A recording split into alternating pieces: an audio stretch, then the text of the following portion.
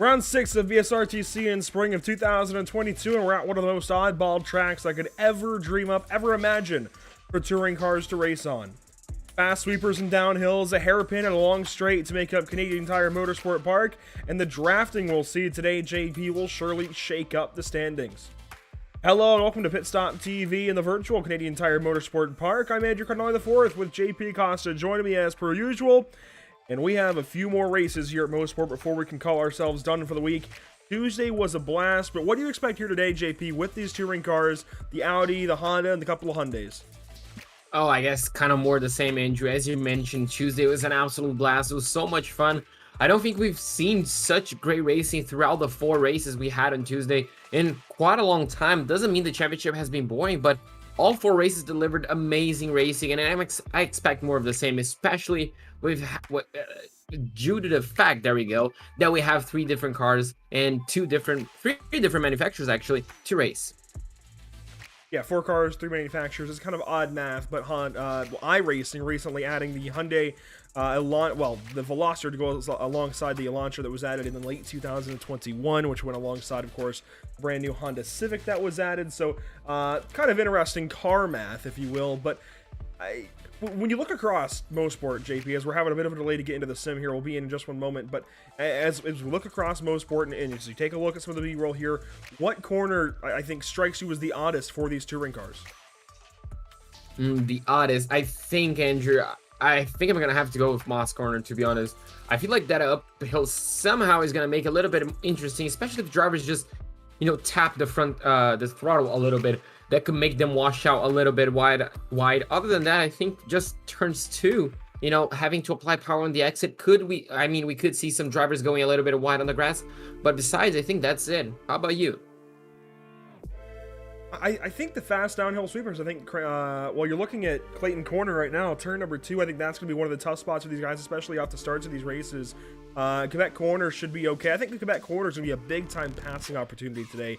And we saw that a little bit on Tuesday with turn 3 being used as a bit of a wider hairpin almost, a wider apex hair, a wider radius hairpin. I think we'll see some big passing opportunities there. A lot of drivers going wide into turn 2, opening up the door for move up the inside of turn 3. I think that's going to happen a lot throughout the course of the day. And I think Mosport will be your action corner. Not Mosport, but Moss Corner will be your action corner. Will be kind of calamity corner almost. We'll see dives up the inside surely there with the braking downhill and then into it uphill that really stops the car if you use it just right. And the good thing is we won't see these guys over rotate through turn 5, but that's not going to happen today, I don't think. These touring cars, of course, front wheel drive, if they get a little bit loose, they can put the power down and usually will straighten that car out.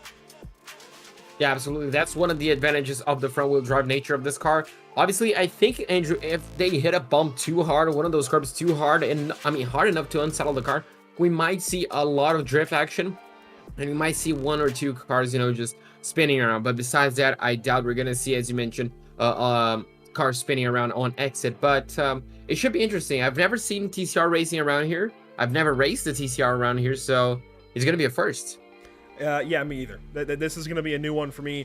Touring cars here at Canadian Tire. It's going to be interesting. And I know, of course, it's happened before. It's not like IMSA doesn't come to Canadian Tire Motorsport Park, but it's just going to be a different one. As you said, for you, same thing for me. It's going to be a little bit different as we can go ahead and now come on into the sim and take a look at how things are looking. You can see we're kind of in the morning hours at Canadian Tire today, so we're going to have a bit of a cooler start today. It looks like weather is checking in, 65 degrees in the air, 68 on the racetrack. Let's check out the standings coming into today, JP, as qualifying wraps up.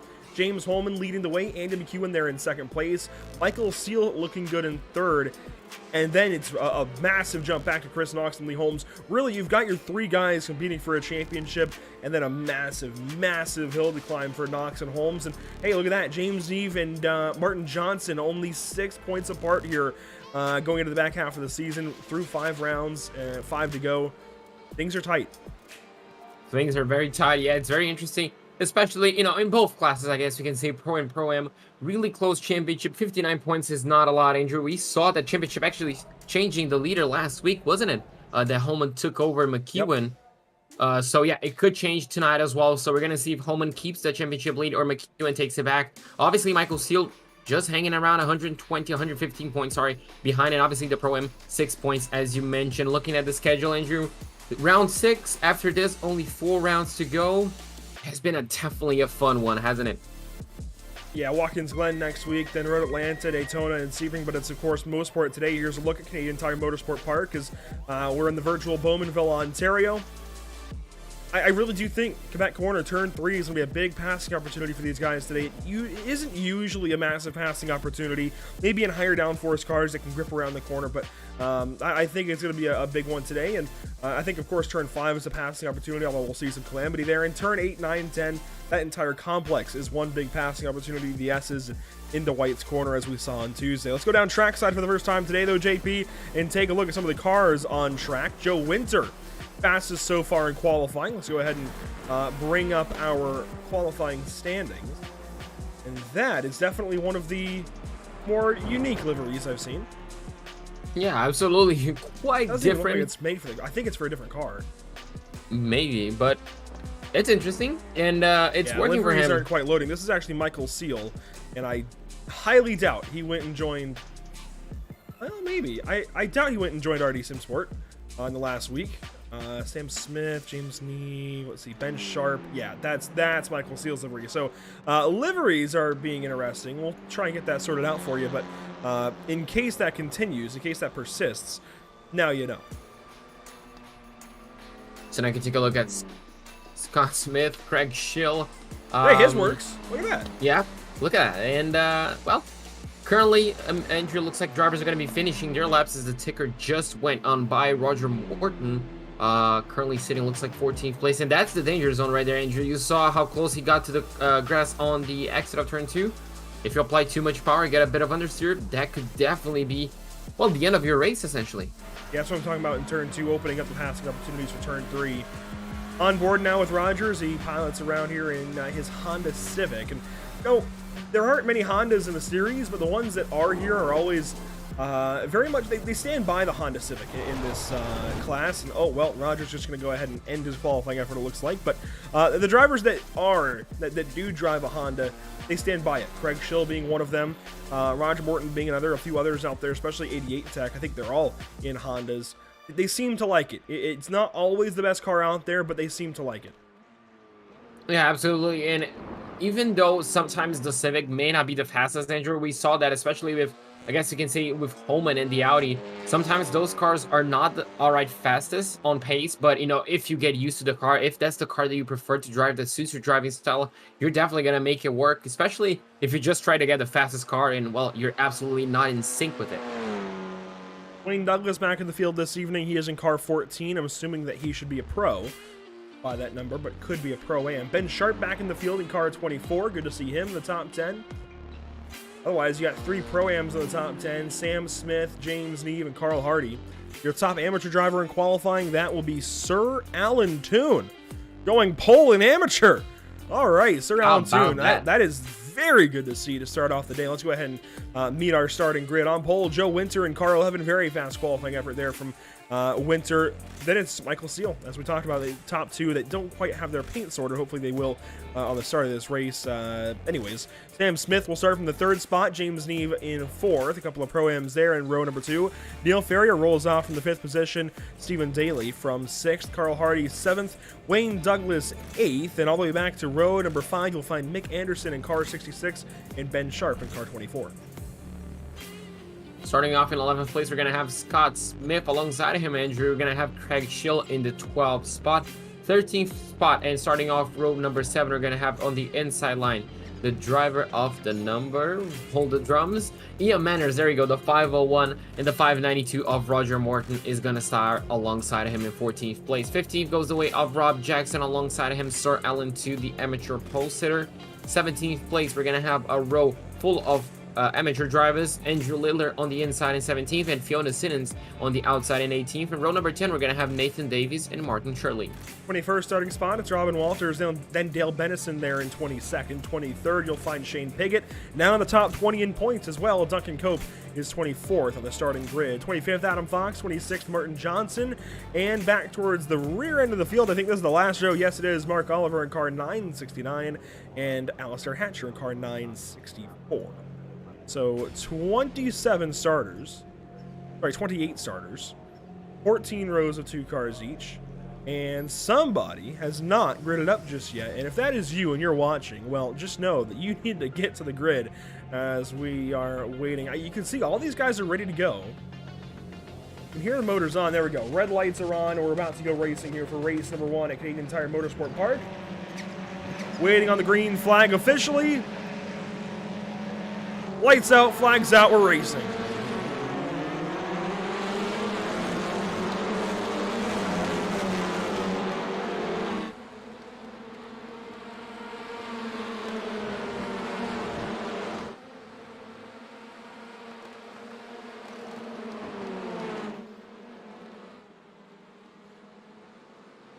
Oh, one car way out wide.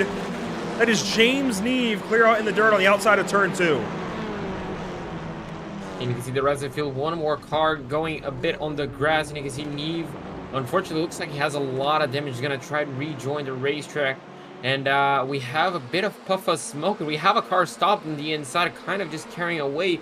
Cannot really identify Mick Anderson. There you go. So he's going to rejoin just, as we have one car getting all out of shape. And he's going to be hard on the walk, and he said, wow. A lot going on there in turn 5. Field now onto the Mario Andretti straightaway. One car slow on the left side, giving up time. That's Carl Hardy. Likely a penalty there for car 573. He drops down at a 9th position. Our leaders, though, clearing away nice and cleanly.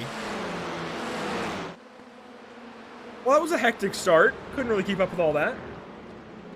Yeah, I mean, we're going to kind of have to get used to it. On Tuesday, we had quite a few hectic starts. The first one, I think, was the calmest one, but yeah, lap 1 is coming to an end, Andrew. We have a few extra cars going side by side, looks like. But yeah, Winter still leads, still in second. And you can see a few battles right here up to turn number 10. And, well, that's just a preview to what's to come. Oh, did we just see a car spin? We did. That was unfortunate. That was Mark Oliver, unfortunately, going around. There's James Neve going on by him here. So Neve will get back going. Let's go ahead and check out what happened here, beginning with James Neve, actually. Off the start of the race. We got to go a little ways back here. Oh, and there was contact. This was not solo, JP. We'll see here in a second. He's going to have contact. That's Neil Ferrier. Oh, it's lap 1. You got 15 minutes to race. We see it time and time again. These silly moves. It's over aggression, I think, on the start. You've got to get through these corners. You can't just punt people off. I'm sorry. It's nothing against Neil Ferrier. Obviously, he's not punting James Neve intentionally here. But you've got to wait a little bit. Absolutely. It's lap 1, 15-minute race. It's just unfortunate, but... And this is not a quality passing opportunity, lap 1. The inside of turn 2. It's almost one racing line. Especially in cars like this. I'm pretty sure Neil goes back and watches, and if that's the case, this is absolutely not against Neil personally. There's Mick Anderson sideways through 3, so that's what happened in that corner. But you've got to wait a little bit, because we don't want to see cars get crashed out. That's what it is. We're not here to pick on anybody. We're not here to, break anybody down with our commentary. We're here to have a good race. We're here to talk about a great race. And unfortunately, one of 2 great Pro-Am drivers is taken out in turn 2 on lap 1, we no longer have that Pro-Am battle. You've got to wait a second. You're fast enough to get him through the rest of the race. Give him a corner. Don't crash him. That's all it comes down to. And I know we get pretty critical of some of the incidents here, and I never want that to be oh my gosh, these guys hate the racing or hate the drivers. It's nothing anything like that. It's a matter of just wanting some good racing. Sam Smith drifts through 5A there, but it is very unfortunate when systematically we see a driver taken out on lap 1 all the time. We always see it, and it's always unfortunate for whoever that may be. It's Rob Jackson and Shane Piggott wad things up in turn 5. Oh, that was a big crash amongst them, but yeah, it's just unfortunate to see. I'm pretty sure Neil Ferry is gonna raise his hand up and probably admit guilt.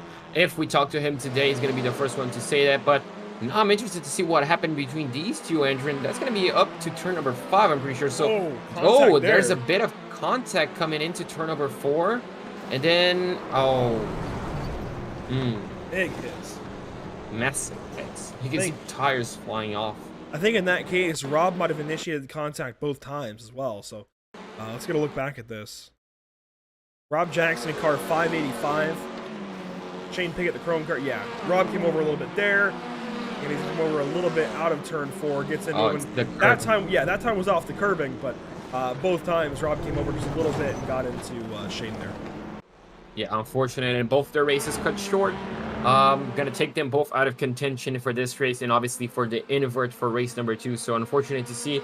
Cutting back live, Andrew. Winter still leads. Seal still in second. There you go. That's a mouthful. And I'm pretty sure this is Wayne Douglas chasing down Daly up ahead. This is a nice little battle right here for 5th place. And Stephen Daly, apparently, now in RD Simsport colors. How about that? I like team changes. I like seeing these guys evolve and find new people to join their teams, find new teams to go join. Greg Schillworth and Carl Hardy here, though. And these are two of the largest teams, I think, in this series in BSR as a whole. 88 Tech has got several drivers, and Result has got Result Clothing. Fire by Result Clothing. I forget exactly what they're called, how they call themselves, but Team Result, I think we'll go with. It has tons of drivers as well. Carl Hardy, of course, Sir Alan Toon, Roger Morton, Fiona Siddons. I want to say Andrew Littler, potentially Dale Benison. So many drivers within that camp, and they all kind of work together. And certainly, there's Dale Benison in car 937. So, as I'm saying all this about them, we do have a problem for Stephen Daly as he's in the pit lane. Just talking about the fact that he's got a new team and he's wadded up. But as far as those two big teams, they are two of the biggest teams in this series for sure. And it seems like they always kind of fight each other in these battles. You always have one 88 Tech car at the very least going against one Result car. As we'll see this incident between Stephen Daly and Wayne Douglas. Douglas has been blinking a lot. I'd have to imagine it has something to do with that. Are we going to see him move down the inside of turn number 1 at 1? Oh, yeah, there we go. So a bit of contact, and he cannot get the car turned in, and he's just going to hit that wall and absolutely destroy. So looks like he just got hooked up on the last tire barrier, on the last row of tires, I guess you can say, and that was it for him. But wow, unfortunate contact right there. I guess it could be an over-optimistic move, but he kind of doesn't leave too much room on the inside as well. But you know what? I think I do see a little bit of netcode. Go back and watch it one more time. So this is Wayne Douglas in car 14 that we're going to be on board with. And he's blinking out a little bit. Oh, it's so tough to tell. I think even if it wasn't the netcode, I feel like the contact was unavoidable at that stage. Especially with the bumps on the inside. It's tough when you have somebody that's blinking out like that. As a driver that's about to get past, you don't want to give them too much room, but you also want to give them room. As Andrew Littler's got a problem, he has turned around with all kinds of damage here in turn 10, gets back going, but it's kind of a 6 to 1/2 dozen the other, JP, where you want to give them room because you don't want to get crashed, but you don't want to give them room because, well, you don't really know when they're going to blink out next, and you don't want to actually go off the racing line in case they blink out and they're just not there. You don't want to give up time unnecessarily, but it's tough to race around somebody that's blinking that bad.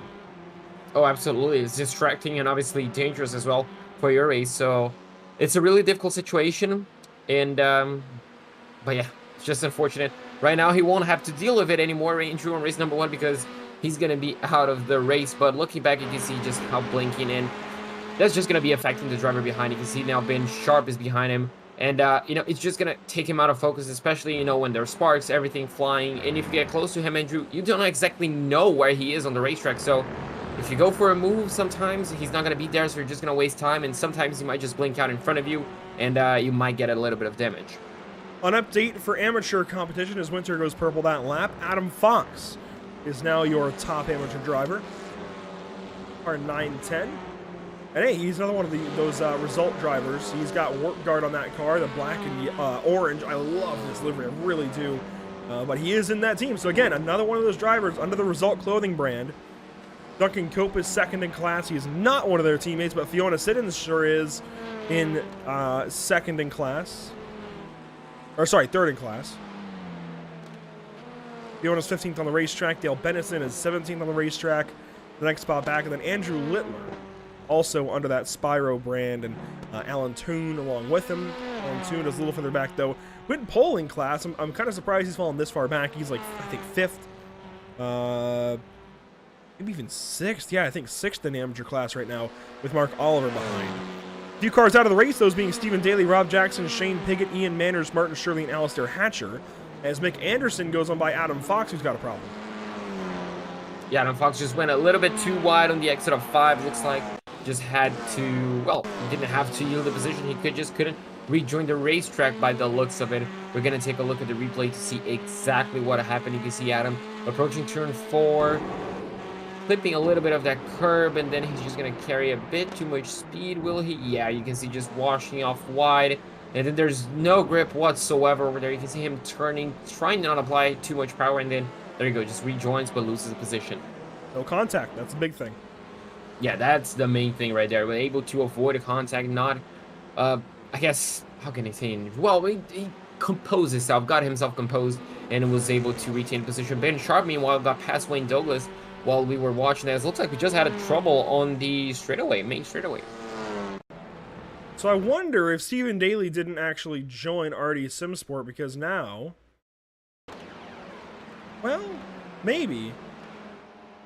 Yeah, I guess he would have. I haven't seen Nathan Davies in this car in a while. He's been with RD lately, and this is a different paint form. I wonder why that is, but I think he ran this earlier in the season. I was going to say this looks more like Stephen Daly's old car, but I think this is actually Nathan's car from earlier in the season, and there's a quick mistake at a turn 10 in the wall for Chris Knox. There's Nathan Davies. What am I on about? I'm mixing drivers, aren't I? I'm thinking Chris Knox and Nathan Davies are the same person for some reason. Chris Knox is not here. Nathan Davies is. Was Nathan ever with RD? No. It was Knox.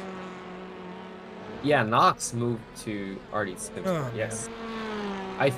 Yeah, it's been a day. Yeah, it's Thursday. I guess we're gonna give us that excuse. But yeah, it has been a good day so far, Andrew, for the number 11 though. Winning, I mean, pole position, leading every lap so far. 2-second gap to Michael Seal. He's controlling it. The Exemplia number 11 well out in front of the field. A good qualifying effort, just put himself on pole, drove away. Problem is, for him, anyway, not for us, but the problem for him is the inverts. Even if he goes out and dominates this race and still wins, where will he start race number 2? That's going to be the big question, Andrew. So far, it looks like the whole top 20 still on the lead lap. Yeah, we have only 17 drivers, so worst case scenario for him, Andrew, currently is 17th place. Pass here, Ben Sharp loses the position to Wayne Douglas. They're battling for 5th, going back and forth. Good to see Ben back in the field. It's been a while since we've seen him, right? Yeah, he hasn't run much this season. It's Mark Oliver. Oh boy. Problem here. Andrew Littler has recently parked the car. This is on the exit of Moss Corner, and you can see quite substantial damage right there. And oh, yeah, that's quite a bit of damage as well. That's Andrew Littler. A lot of damage in the pit lane. Let's go back and see if we can find where this happens. It's going to be, no surprise, JP in turn 5. So you can see coming up to turn number 5, a bit too much speed, and you can see he's already hitting the brakes. Oh, just hits the wall. And that's heartbreaking, especially at the end of the race, Andrew, to see that happening. You can see him trying to apply power to see if the car is going to get back rolling, and the answer is no. And Mark Oliver, well, it looks like he already has a bit of damage right there. Oh, that was after the incident, looks like. That's before. So Littler was out of the race well beforehand, and this is Mark Oliver headed down to turn 4. We'll see what happens to him. It just puts him off track. I don't think it adds too much damage here. And this is going to be, I think, the story of the day. Those guys getting the curb in turn 4 and just going wide then in turn 5, carrying too much speed. or hitting that curb on the inside. I think he just lost where he was on the racetrack. It's easy to do, actually.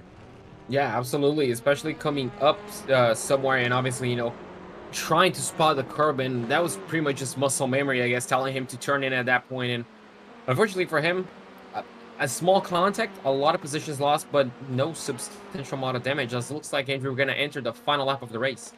We are coming up to lap number 11 of an expected 11 laps, and Joe Winter will take the white flag presented by Whiplash Simcams, the first of the day, as he heads down to turn number 1. No contest from Michael Seal behind. I really do mean no contest. 3 seconds the gap. That's insane. And then Michael Seal has been keeping Ferrier on his book as well. I mean, a great race between the top 3. Just dominate. I mean, each and every single one of them, Andrew, looks like they're on a class of their own. You know, just able to gap the driver behind, but not being able to close up to the driver in front. As you can see, Seal looks like he's going to be yielding a bit more time to Winter, as that was a bad exit out of 3. But yeah, I'm more surprised actually that we have 5 pro drivers in the top 10 and 5 pro-am drivers. Yeah, and that's assuming that Douglas and Sharp are both pros. Sharp is a pro. I'm not entirely sure on Wayne Douglas, being that he's new and his number likely is not set. But there you see officially the white flag presented by Whiplash Simcams. And Joe Winter, when he comes around and claims this race win, JP, it'll be the first one for him this season since Silverstone. Race number 2 at Silverstone to open the season way back in early March. Wow, that's a long time, and I'm pretty sure that's gonna make him even happier, because, you know, winning race number 1, Andrew, means you're most likely were fastest in qualifying. You were able to hold down the pace on a race. Well, qualifying sets it all. The number 11 is going to round up the final corner to lead at each and every single lap. You can see headlight flashing in celebration, and Joe Winter, once again, a race winner. There goes Sam Smith under the start, or I guess across the start finish line, under the flag stand. Wayne Douglas as well. We'll have 17 lead lap finishers. There's a battle here on the last lap. James Neve is a part of it. Just went by Duncan Cope, trying to get him a picture. There we go. This is through turns 9 and 10. Cope just gave up that spot. Neve takes it away and will take the 13th position on the racetrack. Now, your amateur winner, that is still Adam Fox. In fact, he was just ahead of those two. I say just ahead, actually 8 seconds ahead. My bad there. Fantastic race as well from Adam Fox, just able to keep on his own and, well, took the win. I 100% agree there. Alistair Hatch will be the final car to finish this race as he is in turn 9. That said, Alistair is 23rd, 7 laps down. It's unfortunate. But you know what? He might get a position maybe over Stephen Daly. It looks like it doesn't give it to him. It keeps him in 23rd. So that will do it for race number 1. But a quiet race. We had that bit of drama there at the start, a couple of contacts, and certainly some drivers, I'm sure, disappointed with how things started. But after that, JP, it seemed like things really calmed down. And yeah, I think a really quiet first race. I'll take that. Yeah, I mean, I'm sure. And I guess I don't know if it's going to set the ground up for race number 2. Obviously, first, we need to take a look at how many drivers will be inverted, and that's a full grid right there, Andrew. That is about as full as it could be. 28 cars, and multiple of them were a lap down. In fact, it looks like 10 of them were a lap down or more.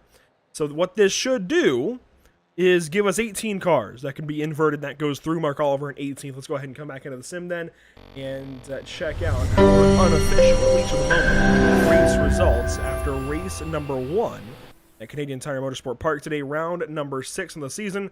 Here we go, JP. Joe Winter, the number 11, takes well, another victory, Andrew, to win in Canadian Tire. Wow, I pretty much blacked out over there. Michael Seal is going to finish in 2nd. Neil Ferry is going to finish in 3rd place. Sam Smith is going to win the Pro-Am class in 4th ahead of Wayne Douglas and Ben Sharp. Scott Smith is going to finish in 7th ahead of Carl Hardy, Craig Schill, and Roger Morton. Finishing 11th, you'll find Mick Anderson in car 66. Adam Fox wins in amateur and goes 12th place overall. James Neve 13th, Duncan Cope 14th. Robin Walters there in 15th position. Fiona Sid in 16th. Then it's Dale Bennison, Mark Oliver, Andrew Littler, and Sir Alan Toon, all within the amateur class and all stacked up there at the back end of the top 20. Alan Toon 4 laps down, Littler 3 laps down. Oliver should be eligible for the invert at 18th spot, just 1 lap down. 21st place goes the way of Nathan Davies, Stephen Daly in 22nd, Elsar Hatcher in 23rd, Rob Jackson in 24th ahead of Shane Piggott, Ian Manners, Martin Shirley, and Martin Johnson. So an impressive run there for Joe Winter. It takes race number 1 by storm. And by storm, I mean by over 3 seconds, nearly 4 seconds over Michael Steele, and even more back to Neil Farrier and Sam Smith. A quality run here to get the day started for Joe Winter. It is very much spring, though, as he dominates race 1. Let's go ahead and get ready for race number 2. Stay with us here at Pit Stop TV. 3 more races on the way.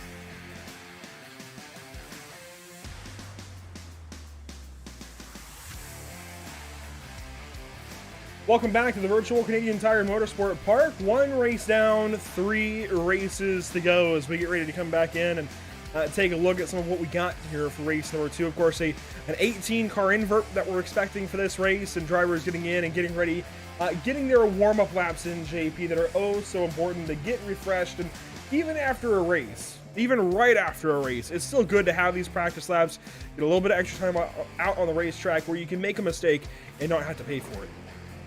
Oh, absolutely. This is what practice is all about, Andrew.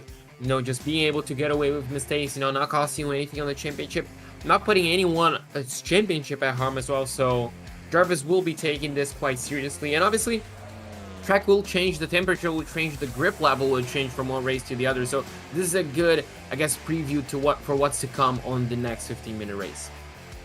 So 3 races to go today. Let's go ahead and take a look once more at our track map this afternoon. Of course, I know you and I are pretty familiar with this place, but a lot of our British viewers, British drivers, might not be as familiar here with Canadian Tire Motorsport Park. It's used in NASCAR, used in IMSA.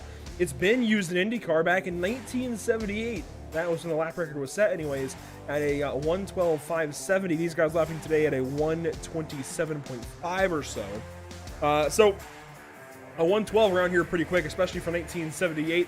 More recent lap records in GT World Challenge, you're looking at a 1:15 by a GT3 car. That was set in 2015 by a Cadillac. And for a NASCAR truck around here, you're looking at a 1:18.6 or so. That was set by Austin Cindric in 2017. The all-time lap record that I could find for this place is a 1:04.094, set in 2008 by an LP1 car. It's a crazy fast lap, isn't it? Around, what, 20 seconds quicker than what we're seeing today from the TCRs? On a track this small, it's absolutely insane. Those guys really had quite a bit of courage. Looking at the championship standings, Andrew, I mean, it's very close. This is before race number 1, so points are not going to be applied. But you can see, 59 points between the 2 pros, only 6 points between the Pro-Ams, and Fiona Siddons quite comfortably running away with the championship. Yeah, the amateur championship likely going the way of Fiona Siddons, but it's weird in the amateur because we've had so many amateur drivers today, for example, and it seems like Pro-Am and Am are stacked more often than not in BSR lately. I'm surprised that more drivers aren't up there with her, but then also they've been pretty inconsistent, and I don't mean that in a bad way towards anybody specifically, but at least the results have been inconsistent regardless of the efforts. Things have happened, there have been crashes, they've been taken out, whatever, there have been disconnections, hardware failures, what have you, but the results in the amateur class have been so inconsistent that Fiona is able to walk away with this one pretty easily. That said, Fiona's also in the top nearly 15 drivers in 16th position, and that would be good enough to make the NASCAR playoffs. So for reference there, she's doing pretty darn good this season, ahead of Martin Shirley, Scott Smith, Nathan Davies, and Shane Piggott coming into today, and several other drivers behind her as well. Just behind Sam Smith in that 15th spot, Ian Manners as well, and doing a good thing here for Fiona. If you look at Pro-Am, though, I'm really intrigued by this battle. This is the best battle I think we have in BSRTC, or BSR as a whole. James Neve, Martin Johnson into today, just 6 points apart. Now, Neve fell way down the order. I don't recall exactly where Johnson finished, but that battle is going to go back and forth, I think, throughout the course of the afternoon. Yeah, absolutely. I agree, Andrew. We're just going to see it change time and time again, and it's going to be interesting to see how it's going to shake up after race number 2. It's actually about to start, only a few seconds left in practice. So we'll quickly get ready here for race number 2 on the day. I want to quickly fire up on my other monitor here the standings into this second race of the afternoon. Give me one moment, I can kind of give you an update on how things are looking now. James Neve is now in the 6th position. Craig Schill. Wow, Craig Schill is up to 8th place. That is 2nd in Pro-Am. So Martin Johnson, not here, just lost a spot there in race number 1. Yeah, I didn't think I saw Martin Johnson around, so that's a big problem there for Martin. That battle is kind of going to go out the window. So as we get ready for race number 2, our driver is taken to the racetrack. Mark Oliver will get that invert pole. Dale Bennison will start from 2nd. Fiona Siddons 3rd. Robin Walters will start from the 4th spot. Duncan Cope will start from 5th. James Neve from 6th. Adam Fox will start from the 7th. Mick Anderson from 8th. Roger Morton will start from 9th. And Craig Schill from 10th. So really, what needs to happen here, I think, for Pro-Am is Craig Schill needs to outscore James Neve as often as possible for us to have a good battle in points. It seems like Martin Johnson just not here today, falling out of that battle. That's going to be a little bit difficult to contend with, as we've got red lights on, green lights are on the way for race number 2. Mark Oliver on pole, then it's Dale Benison, then Fiona Siddons, and green flag is out.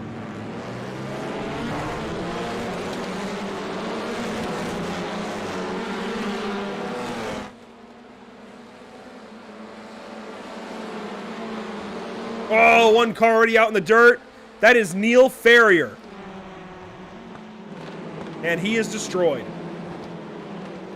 Fortunately for Neil, looks like, yeah, no. Definitely his race. Oh, as we have one car going, two cars going really wide in out of turn number 2. Oh, what? Actually, a few cars, Andrew. Already quite a bit more carnage on this race than we had the race before. Robin Walters, Craig Schill, Rob Jackson torn up in turn 2. Oh, more contact down the hill to turn 5. Oh, a massive crash there. Adam Fox is in it. More crashing. No. Oh. They keep crashing. Shane Piggott said, hey, let me join the crash. Oh, and Shane Piggott was out of race number 1 as well in that exact same spot. Up front, James Neve, Mark Oliver. Now the battle for the race lead as they work up to turn number 7. Here they come over the hill. Turn 8, that right-hander. Neve has got the lead squarely now. And here we go. Battle for the race lead. Down into turn number 8, you can see the top 4 kind of breaking away. You can see further back we have a bit more action. Loose. Cope to the inside. Can't quite make it stick. What a drift. And Mick Anderson is stuck behind him. One car hard on the wall behind him. That's Sam Smith. Oh, my goodness. What a lap. What a lap number 1. I guess, I mean, we had fantastic action. You can see a bit of headlight flashing over there in the front. But, I mean, Andrew, so many instances. I don't think we've seen this so far in this season. This is one of the worst starts we've had in this season of BSRTC. Let's try and get a look back at some of this. So first, Neil Ferrier goes off in the dirt there. We'll have to get another look at that in a moment. But, you know, let's just go ahead and do that now. While we're here, we'll try and just go through the laps sequentially. So Neil Ferrier, the first big issue. And he's going to get a pretty good start. Moves over in front of Michael Steele. Steele looks to the left side. Sam Smith just ahead of these two. Ferrier goes into the corner and just goes wide. Wow. It just underestimates a little bit of the grip, and you can see just how costly that is. Really unfortunate to see. And then over here, Andrew, I think we're going to have 4 or 5 cars going into the grass. You can see 2 over there. You can see one more exemplary car coming up. Oh, that's Rob Jackson. Wow. It just hits in further ahead. I think we had 2 more cars just taking a bit of an excursion, not a damage. And then turn number 4, we saw, what, 4 cars having contact? Craig Schill was one of those cars involved in this, I think. He's going to go wide. Yes, he goes straight off almost. Follows Robin Walters. And then Rob Jackson comes in and just slams this barrier. Schill, oh my goodness. Schill barely misses Robin Walters there and keeps going. And then whatever happens up here, I'm not entirely sure in turn 4. Or turn 3, rather. I don't think anything happens in turn 3. So then what happens in turn 4 here? Was the result car? Not sure. Was that Dale Benison potentially? Yes, it was. It was Dale Benison out there with Adam Fox. So now we know where to start with this one. They're probably going to return a little bit before. Definitely going to return a bit more before the incident to see exactly what happened between those two. Anderson goes to the inside here, and Benison just loses the car. Fox makes contact. Well, that's that incident. Oh my goodness. And then Piggott comes in. And just by himself. Oh, right into Ben Sharp. It was pretty much a carbon copy incident of his race number 1, but he didn't have a car on the inside that made contact. He just got loose all by himself. And, but yeah, Andrew, quite a few cars getting loose on the exit. You can see the rear tires just not gripping whatsoever. Oh, it was the checkup from the spin. Oh. Sharp and Hardy making contact. I think Morton had checked up, and that just really spooked them all. And goodness. Wow. You know what? That's going to be a good view here in a second. That's going to be a good view. One more time here. And we will go back live just after this. James Neve is still leading in JP. He is out front by 6 seconds right now over Joe Winter and Scott Smith. We'll see that in just 1 second, but this is going to be a good view of this crash. Oh, yeah, you can see just getting up. We're gonna see in a second as well. We're gonna see, yeah, there you go. Change it. Wow. Big hits there on lap 1. We'll get back to live picture now as James Neve is way out front. And as I just mentioned, Craig Schill needed to go up there in Battle Car 507 for a points lead. Yeah, he's going and dominating as a Pro-Am driver, 6 seconds ahead of Joe Winter. More trouble there for Roger Morton in the background. Scott Smith is up to 3rd overall, and Roger Morton losing tons of spots. He drops down to 11th, 12th, and he's going to spin around. And he collects Craig Schill. Still trying to crash, and collects Fiona Siddons, or was that Andrew? That was Andrew Littler. Greg Schill's in the dirt, I think. Yes, Schill has stopped. Oh, boy. Oh, no, my God.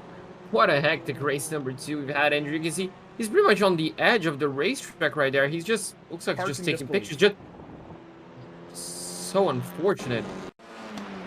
He can't get a break. He really can't.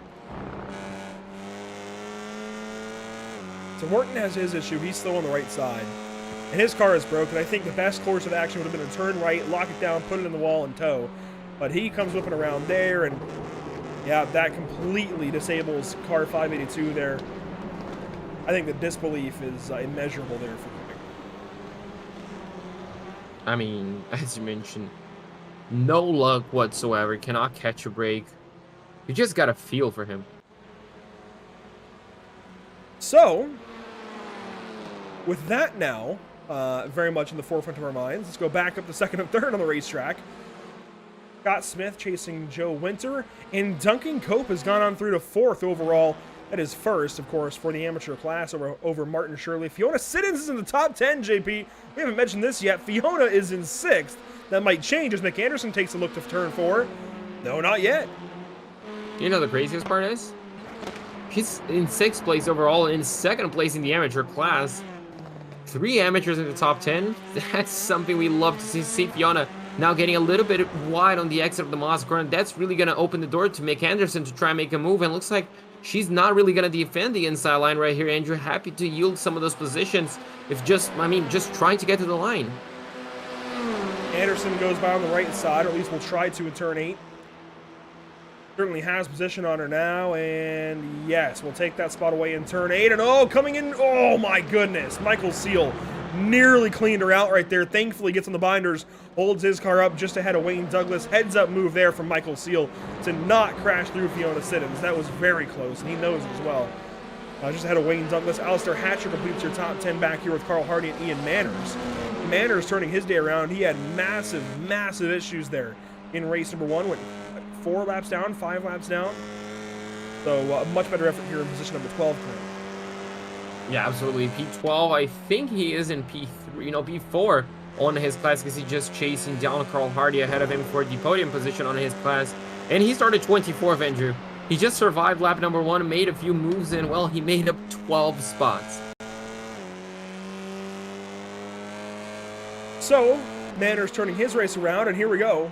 Fiona Siddons loses that spot to Wayne Douglas, who's continuing on through the field. I think definitely, yes, a pro driver there for Wayne Douglas. Martin Shirley working on Duncan Cope. This is for 4th on the racetrack. You can see them making their way out of Moss Corner into the back straightaway. And you can see already going side by side. You can see that's Martin Shirley on the outside. Duncan is just going to yield that position. And I don't think he's going to battle too hard. Well, I say that, Andrew. He just, goes deeper on their braking. He's going to force Shirley to go the long way around the outside.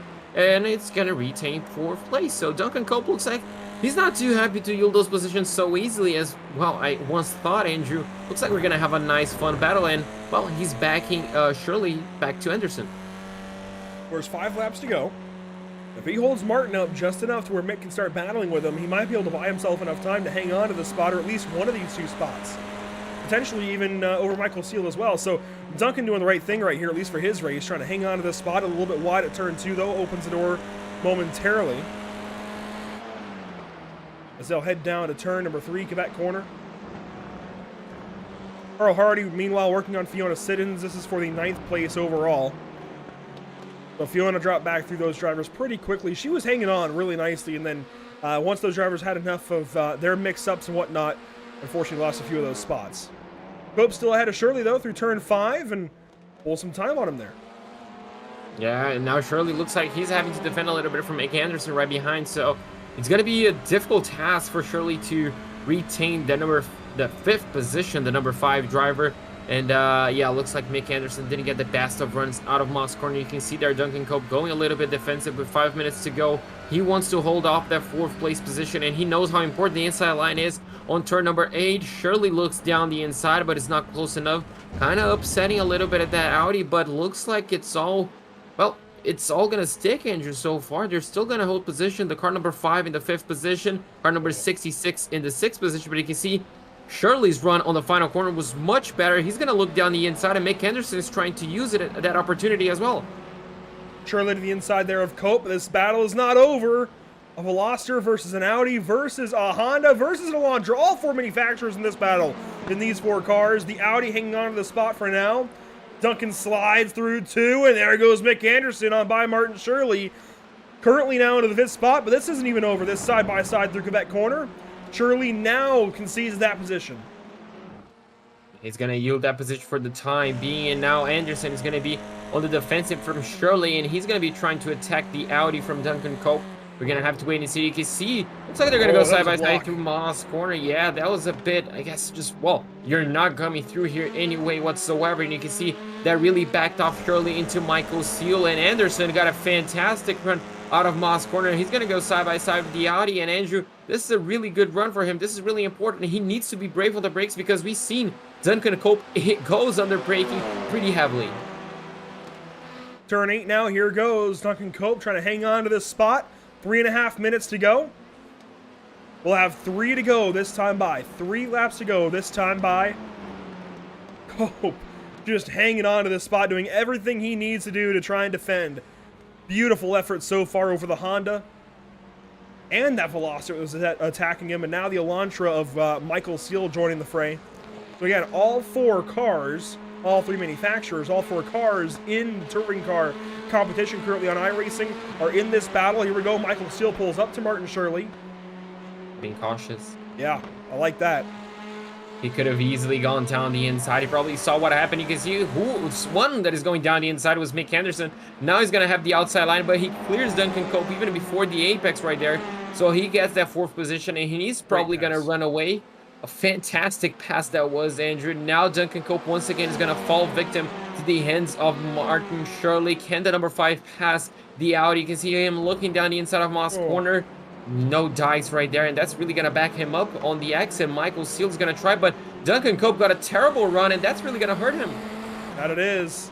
Side by side, this is perfect for Martin Shirley. Absolutely what he needed. And Cope will have to try and get in behind, right in front of Michael Seal. The swerve there from Seal, but he doesn't have the draft now. Cope does, as Cope is in the grass a little bit. Down this backstretch and headed down to turn number 8. What can he do? Hangs onto the inside line. I love this. I love this defense. He's doing really, really good. And I mean, hats off for him. Fantastic defense right there. Not being shaken up whatsoever by the fact that they're only pro drivers. You can see him, he makes a little bit of a mistake. Seal's going to look down the inside of turn number 1. He's going to try to hold it around the outside. That's going to be dangerous. They're going to become oh so close on the exit. They're still going to go side by side. The Audi on the inside heading into turn number 2. Seal has to back away. But look on the exit. The Hyundai is going to have the better exit. Will he not close enough? Wow. Michael's starting to get a little bit frustrated there. Really sends it through Quebec corner. Pulls up to Duncan Cope for a moment there anyways in turn 3. And now has to set him back up all over again. Wayne Douglas closing in. Shane Piggott, meanwhile, starting to go to work on Ian Manners. Let's check out that battle, as this is for 10th on the racetrack. Ian trying to hang on to a top 10. There's Shane Piggott. Can you believe that Shane Piggott is still in this race? What? Yeah. How? I don't know. I wish I could tell you. I mean, you can see the damage. He's certainly got some battle scars on the right side of that car. I have no clue how he is still in racing condition, but he is. Here he is, going after car 501. Many cars out of this race. Roger Morton, Craig Schill, Andrew Littler, Alan Toon, Robin Walters, Adam Fox, Ben Sharp, Sam Smith, Neil Ferry, Rob Jackson. It's finally Cope. Oh, no, never mind. I thought he lost a spot. Yeah, no, he's still in 6th place, still very strong. Oh, he got a terrible run on the exit of the final corner. That's really gonna allow Seal to maybe look down the inside, not close enough. And we can see Wayne Douglas now, the number 14. He's gonna have an opportunity to maybe look for the 6th place if these two make contact ahead of him. Andrew, the final lap has been waived, the white flag has been waived, and well, it's the last opportunity, the last few opportunities for Seal to get that position. Meanwhile, up ahead, I mean, has been smooth sailing for the number 507. What a fantastic race from Neve.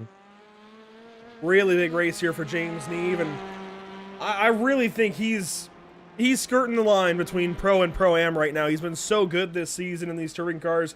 His teammate Andy McEwen not here today, but Michael Seal here giving him some notes. Now, all of that said, this is actually going to be James Neve's first win of the season. Has not gone to victory lane just yet, so I'm pretty surprised actually that he hasn't gone to victory lane. This will be his first as he comes through turns 8, 9, and 10, and will collect race number 2 at Canadian Tire Motorsport Park. Now further behind, Michael Seal still working on Duncan Cope. This is for 6th, as Joe Winchell will come on through and win in Pro. Scott Smith will come on through and take 2nd in Pro-Am. Nick Anderson will go 2nd in Pro over Martin Shirley and Duncan Cope. And Michael Seal is not going to find a way by card 912, and Duncan Cope will win in Amateur. Solid defense. Really proud there of Duncan Cope. That was good. I mean, Andrew, we named Checo the Minister of Defense of Mexico. I guess we can remove that title. Duncan Cope, absolutely amazing. He's now the Minister of Defense in Canada, I'd say. And you know what? Canada is technically under the crown, so, you know, there you go. There you go. Bada bing, bada boom.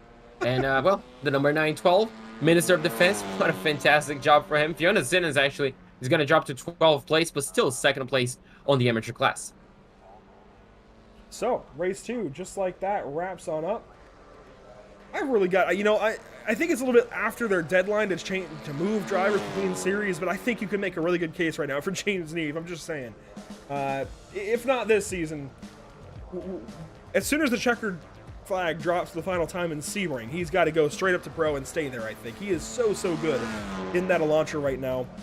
As the final few cars will finish up this race, Craig Schill will actually be the last one to cross the line. We'll have 15 eligible drivers for our invert. As Craig Schill will go 6 laps down, he is the final car running.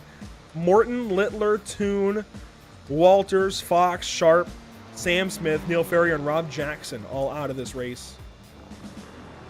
Many laps down. 7 laps down, 9 laps down, 10 laps down, 11 even for Rob Jackson off the start of the race. And here's Craig Schill to wrap things up. He will go 16th position, some 6 laps down. Just about the opposite of what he needed. He needed to go beat James Neve, and unfortunately Neve goes and wins the race overall and shows everybody he is here to try and win a championship.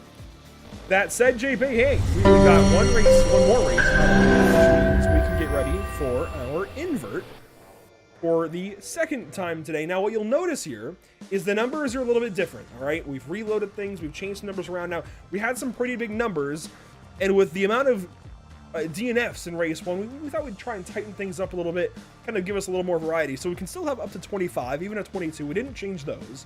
And you can see on each side of the wheel, top and bottom basically, we have a big number right in the center, and then some smaller numbers in descending order to where we get full. So you get full, then small, big, bigger, then smaller, smallest, and then full again. So, you know, there's kind of a pattern anyways. You have a 9, a 10, a couple of 11s on there, a 14, a couple of 15s, a 13. I think there's some good variety. Let's go ahead and give it a spin. So we're going to take a look at exactly how many cars are going to be inverted. Ooh, almost 9. It looks like it's going to be 14 drivers. That is almost close to full, Andrew, judging by how many DNFs we had. Yeah. That is right about full. We couldn't have had too much variation there. We're getting into just a few positions that could have been a little bit different, but what that does is put Dale Benison on pole. Let's go ahead and go back into the sim and see exactly how this will all order out. Dale is going to be pretty happy, I think, about that one, but Roger Morton and, Mark Oliver and Craig Schill might not appreciate us too much. Yeah, maybe not too much, but one man is going to be really happy. At least with his result in race number 2, starting 14th place is going to be James Eve with the number 507, wins quite comfortably ahead of Joe Winter, who again, Andrew, puts quite a good comeback race to finish 2nd place. Scott Smith is going to finish in 3rd place ahead of Mick Anderson, Martin Shirley. Duncan Cope is going to finish in 6th place for an impressive defense drive against the number 57 on Michael Steele, who ends up finishing in 7th. Wayne Douglas is going to finish in 8th ahead of Carl Hardy and Shane Piggott. Finishing 11th in race number 2, you'll find Ian Manners. Unfortunately lost that spot to Shane Piggott right at the end of the race, but still a really good effort, a really good turnaround there for Ian, going ahead of Fiona Siddons here in 12th, then Alistair Hatcher 13th, and Dale Bennison 14th. So that's where the invert cuts off, is after Dale Bennison there in the 14th spot. You know what? Craig Schill would have been eligible, would he? So it won't make Craig Schill any different, but it will probably annoy Mark Oliver just a little bit that he misses out on the invert by 1 position, and is the 1 car being left behind that was on the lead lap that was eligible for the invert. Craig Schill goes 16th, Andrew Littler there in 17th, Roger Morton then over Alan Toon and Sam Smith to complete your top 20. 21st place goes the way of Ben Sharp ahead of Adam Fox. Robin Walters is going to finish in 23rd, Neil Ferry in 24th, and Rob Jackson Andrew in 25th spot. So 25 cars there in race number 2. James Neve, the best of them all, over Joe Winter, Scott Smith, Mick Anderson, and Martin Shirley. And they'll all be inverted back outside of the top 10, that top 5. So 1 more race is in the books here. We've still got 2 races to go. And in case for some reason this is in case you tune out after this one, let's talk about some upcoming broadcasts here at Pitstop TV. You can see the full spread here for the next 3 shows at the very least. The next 3 broadcast days as well. This evening, we've got Virginia International Raceway action. You can see Oak Tree there in the preview. It is the North American Racing League from VIR at 8:30 Eastern. JP, I know it's a special track to each of us. It was your first broadcast on Pitstop TV. It was my first race as a competitor in any kind of stretch of the word with David Levine Racing and HMS Motorsport in 2019. I'm very much looking forward to having a beautiful broadcast this evening from VIR. It's such a good looking racetrack. It is such a good racetrack, and it really puts the driver, I think, in focus. And then Sunday, I think another driver that put, another track, anyways, that puts the driver in focus. Dover Motor Speedway now under that SMI banner for NASCAR, giving us the MPI Cup Series from the Monster Mile on Sunday. That's the Monster Mile 200, so 200 laps there. That's going to be a long and grueling race for those guys in the NASCAR Next Gen car. And Tuesday evening for the UK guys, Tuesday afternoon for us in the States, it'll be Watkins Glen International for British Sim Racers Trophy Tuesdays. So the MX-5's right back on the channel, of course, on Tuesday at 3 p.m. Eastern, 8 p.m. UK, and that is, well, again, at Watkins Glen on the Cup course, JP. I'm looking forward to that one.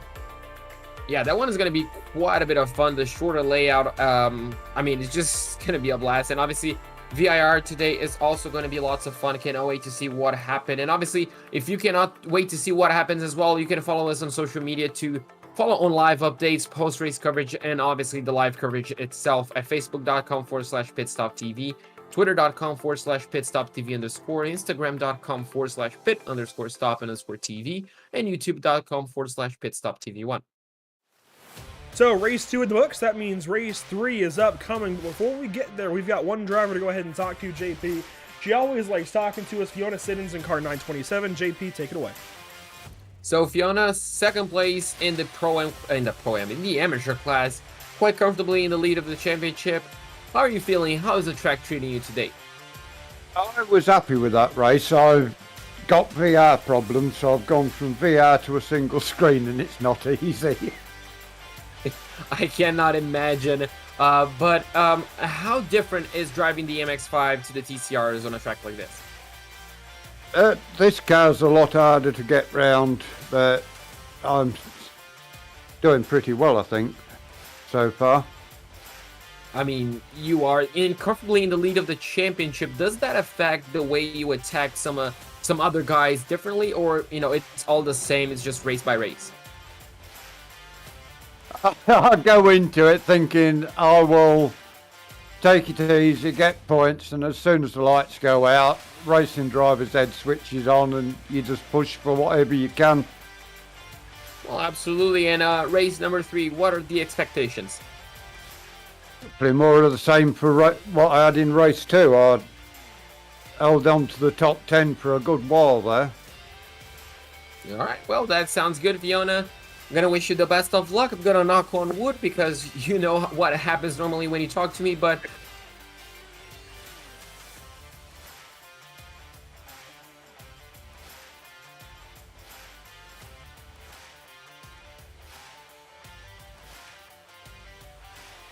Chip, good race number Catch 2. you later, guys. So Fiona Siddons there giving us a bit of conversation. It seems like Discord bugged out there for a moment, so we apologize there. But big thanks to Fiona for her time as we get ready for race number 3. Stick with us here through a quick intermission and a quick message from our partners here at Pit Stop TV.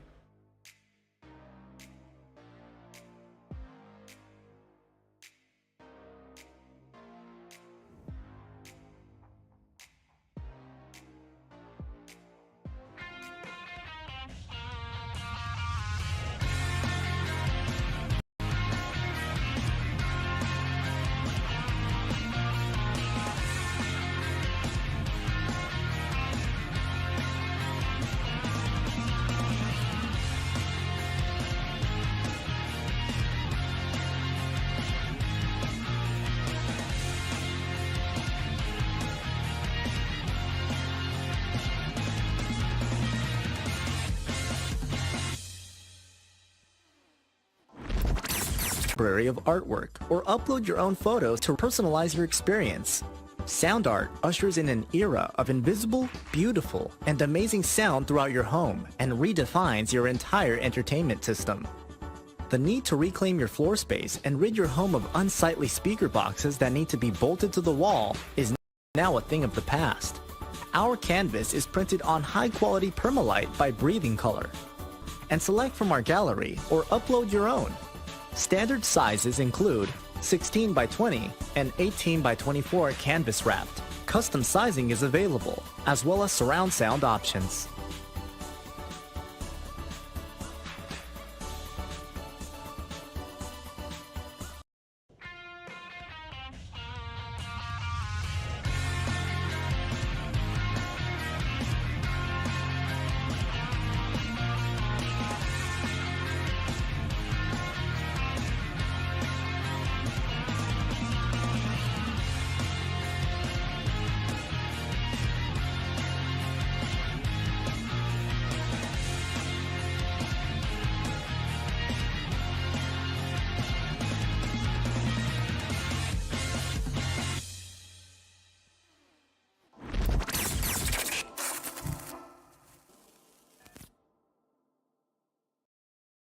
Have you found yourself trying to hide your joy because you're unhappy with your teeth? Your smile is the first feature noticed in an interview, on a date, or in family photos. We want you to be able to shine bright as your best self, and our teeth whitening system is the perfect step toward restoring your confidence.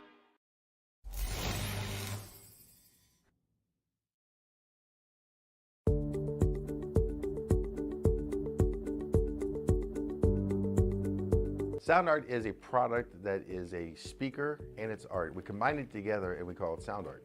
What makes it so unique that any picture can be your speaker? Sound Art gives you the high quality sound without the ugly speaker. This isn't a picture with a speaker, the picture is the speaker. Just imagine your wedding picture uploaded onto a canvas and now it's speaking 10,000 tunes. I mean, it's a very cool concept. What we like so much about it that you can take anything that means something very special to you, upload it on the canvas, have it hanging up in your room, your balcony, wherever you want to put it, and now it's a speaker. I mean, how cool is that? It's something that we have that and no one has. No one has this product. It's just a great gift to give anybody. It's just a neat concept. Around here we say, art never sounded so good.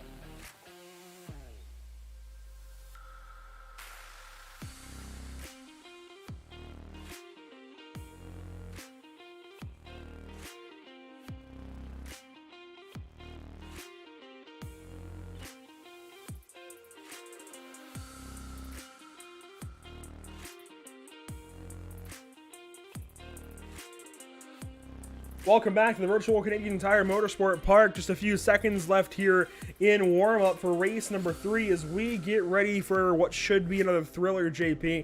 Race 1 was a bit quiet, but race 2 I think picked up a ton. The action was a whole lot better. A lot of great battles throughout the field. Certainly still a lot of spills. Lap 1 was insane, but it's been a good day of racing so far regardless. Oh, absolutely. It always is. And doesn't matter the difficulties. These guys, you know, they provide us great racing. And it's very, very fun to, you know, just to follow them. So race number 3, 14 cars I think we had inverted, wasn't it? So it's going to be a fun one again. Yeah, only 14 cars in the invert. Change that up a little bit just to work with the car count a little bit. It seems like, well, not the car count is a problem, but the amount of cars that were damaged at the end of the race and not eligible certainly made things a little bit more difficult on us. So we've got that corrected and ready to go for race number, well, 3, in this case 4 in just a little bit, as Dale Benison will grid up on pole, Alistair Hatcher from 2nd, starting 3rd it'll be Fiona Siddons, 4th Ian Manners, 5th Shane Piggott, 6th Carl Hardy, 7th Wayne Douglas, 8th Michael Seal, 9th Duncan Cope, and 10th Martin Shirley. That's not your top 10. The few cars that finished ahead of those guys in the race were Scott Smith, Joe Winter, Mick Anderson, Scott Smith, Joe Winter, and James Neve. They were all inverted towards the back end of the field. Mark Oliver misses out. Craig Schill was a few laps down and not eligible. 24 cars ready to go for race number 3. And look at that. Red lights on, that means green. That means green lights are on the way for race number 3. And Barney the Flagman gets this show on the road green for race 3.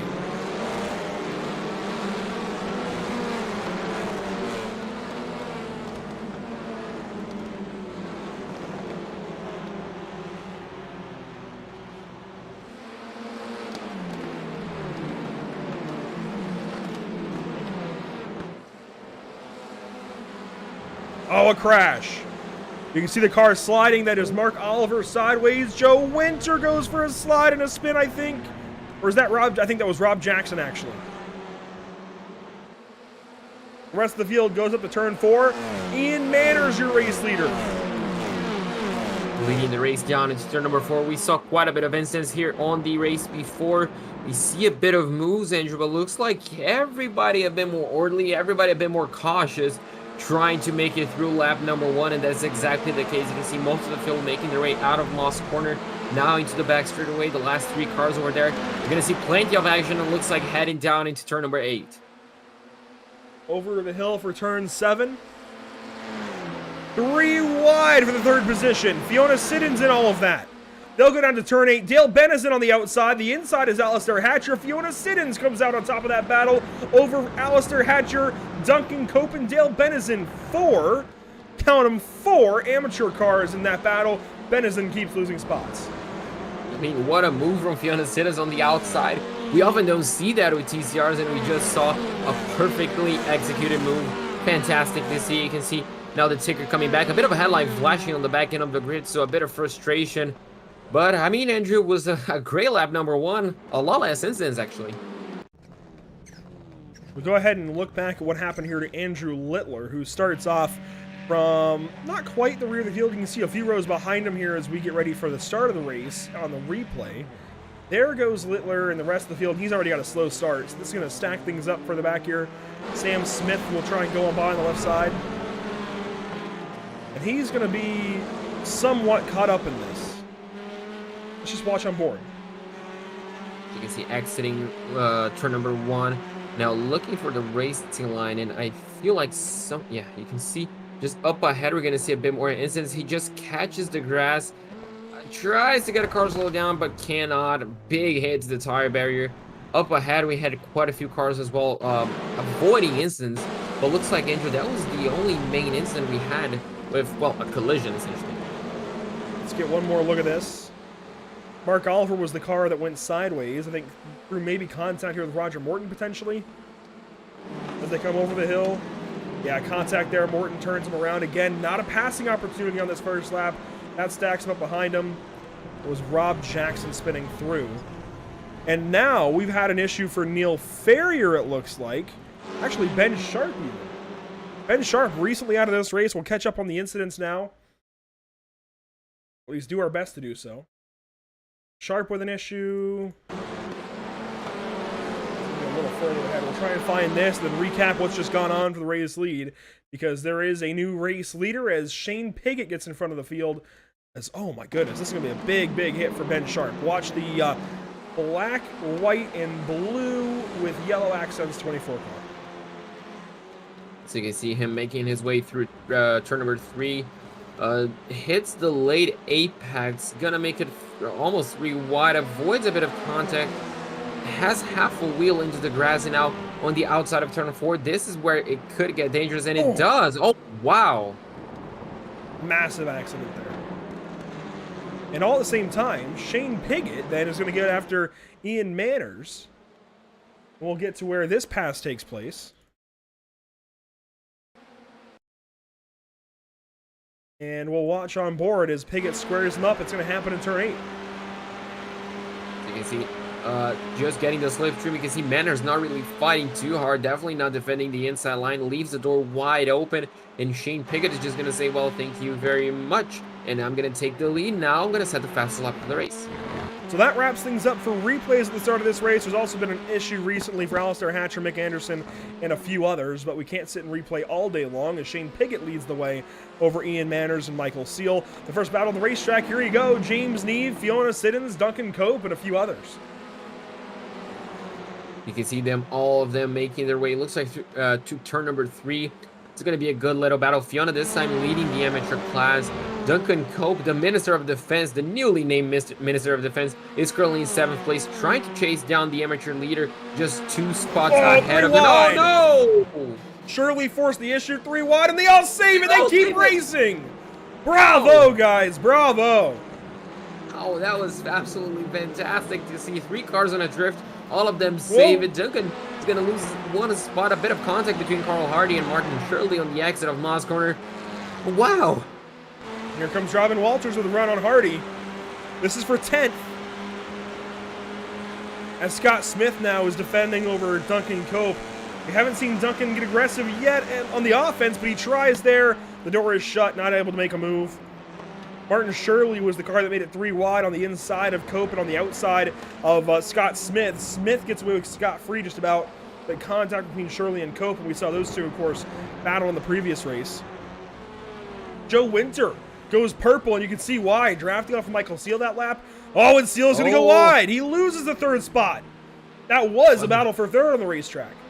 Yeah, that was. Seal felt the pressure, forced himself into a mistake trying to defend that position. And there you go, loses 3rd place. Going to lose a bit of contact with Joe Winter as well. So Joe finished 1st in race number 1, finished 2nd in race number 2. And Joe currently is his 3rd in race number 3.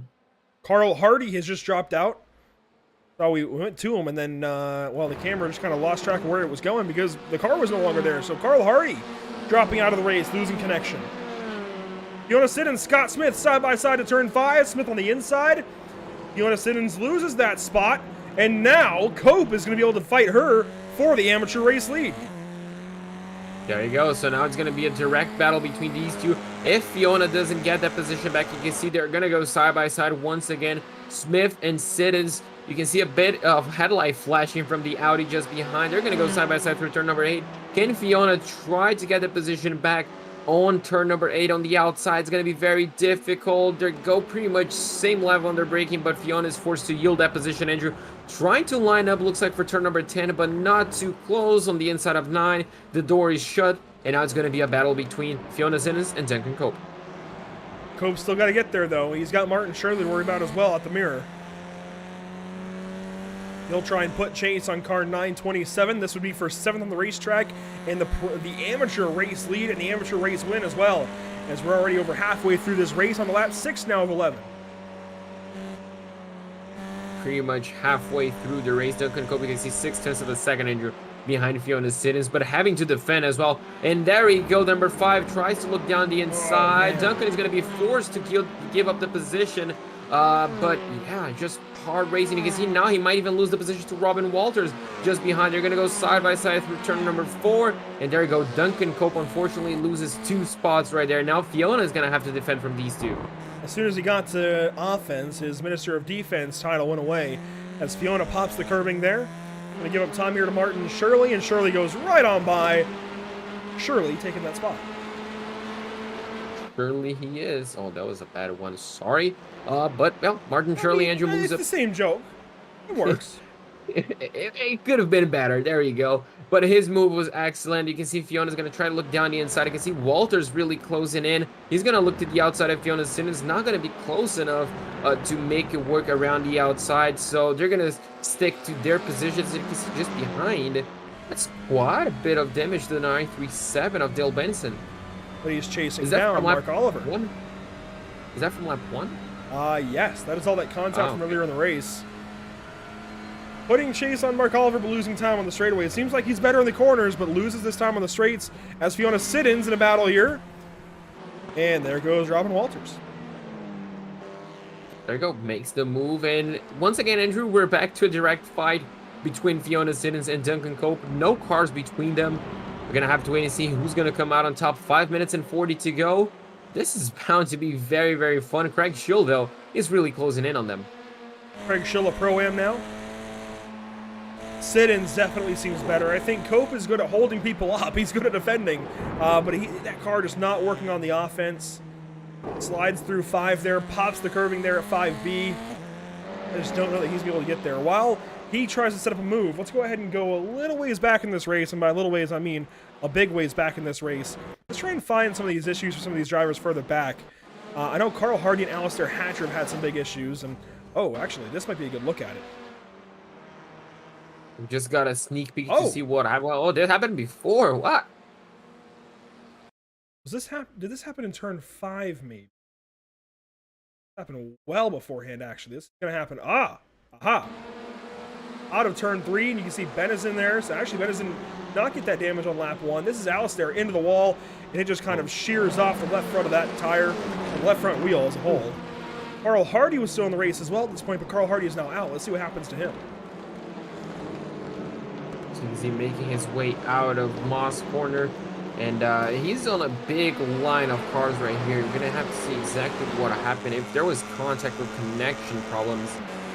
Currently on the slipstream, looks all safe and orderly, Andrew. So interesting to see what happened with him. It does look like he went a little bit further in the race. We'll try and find that for him now. As actually, we just caught well, I saw it briefly.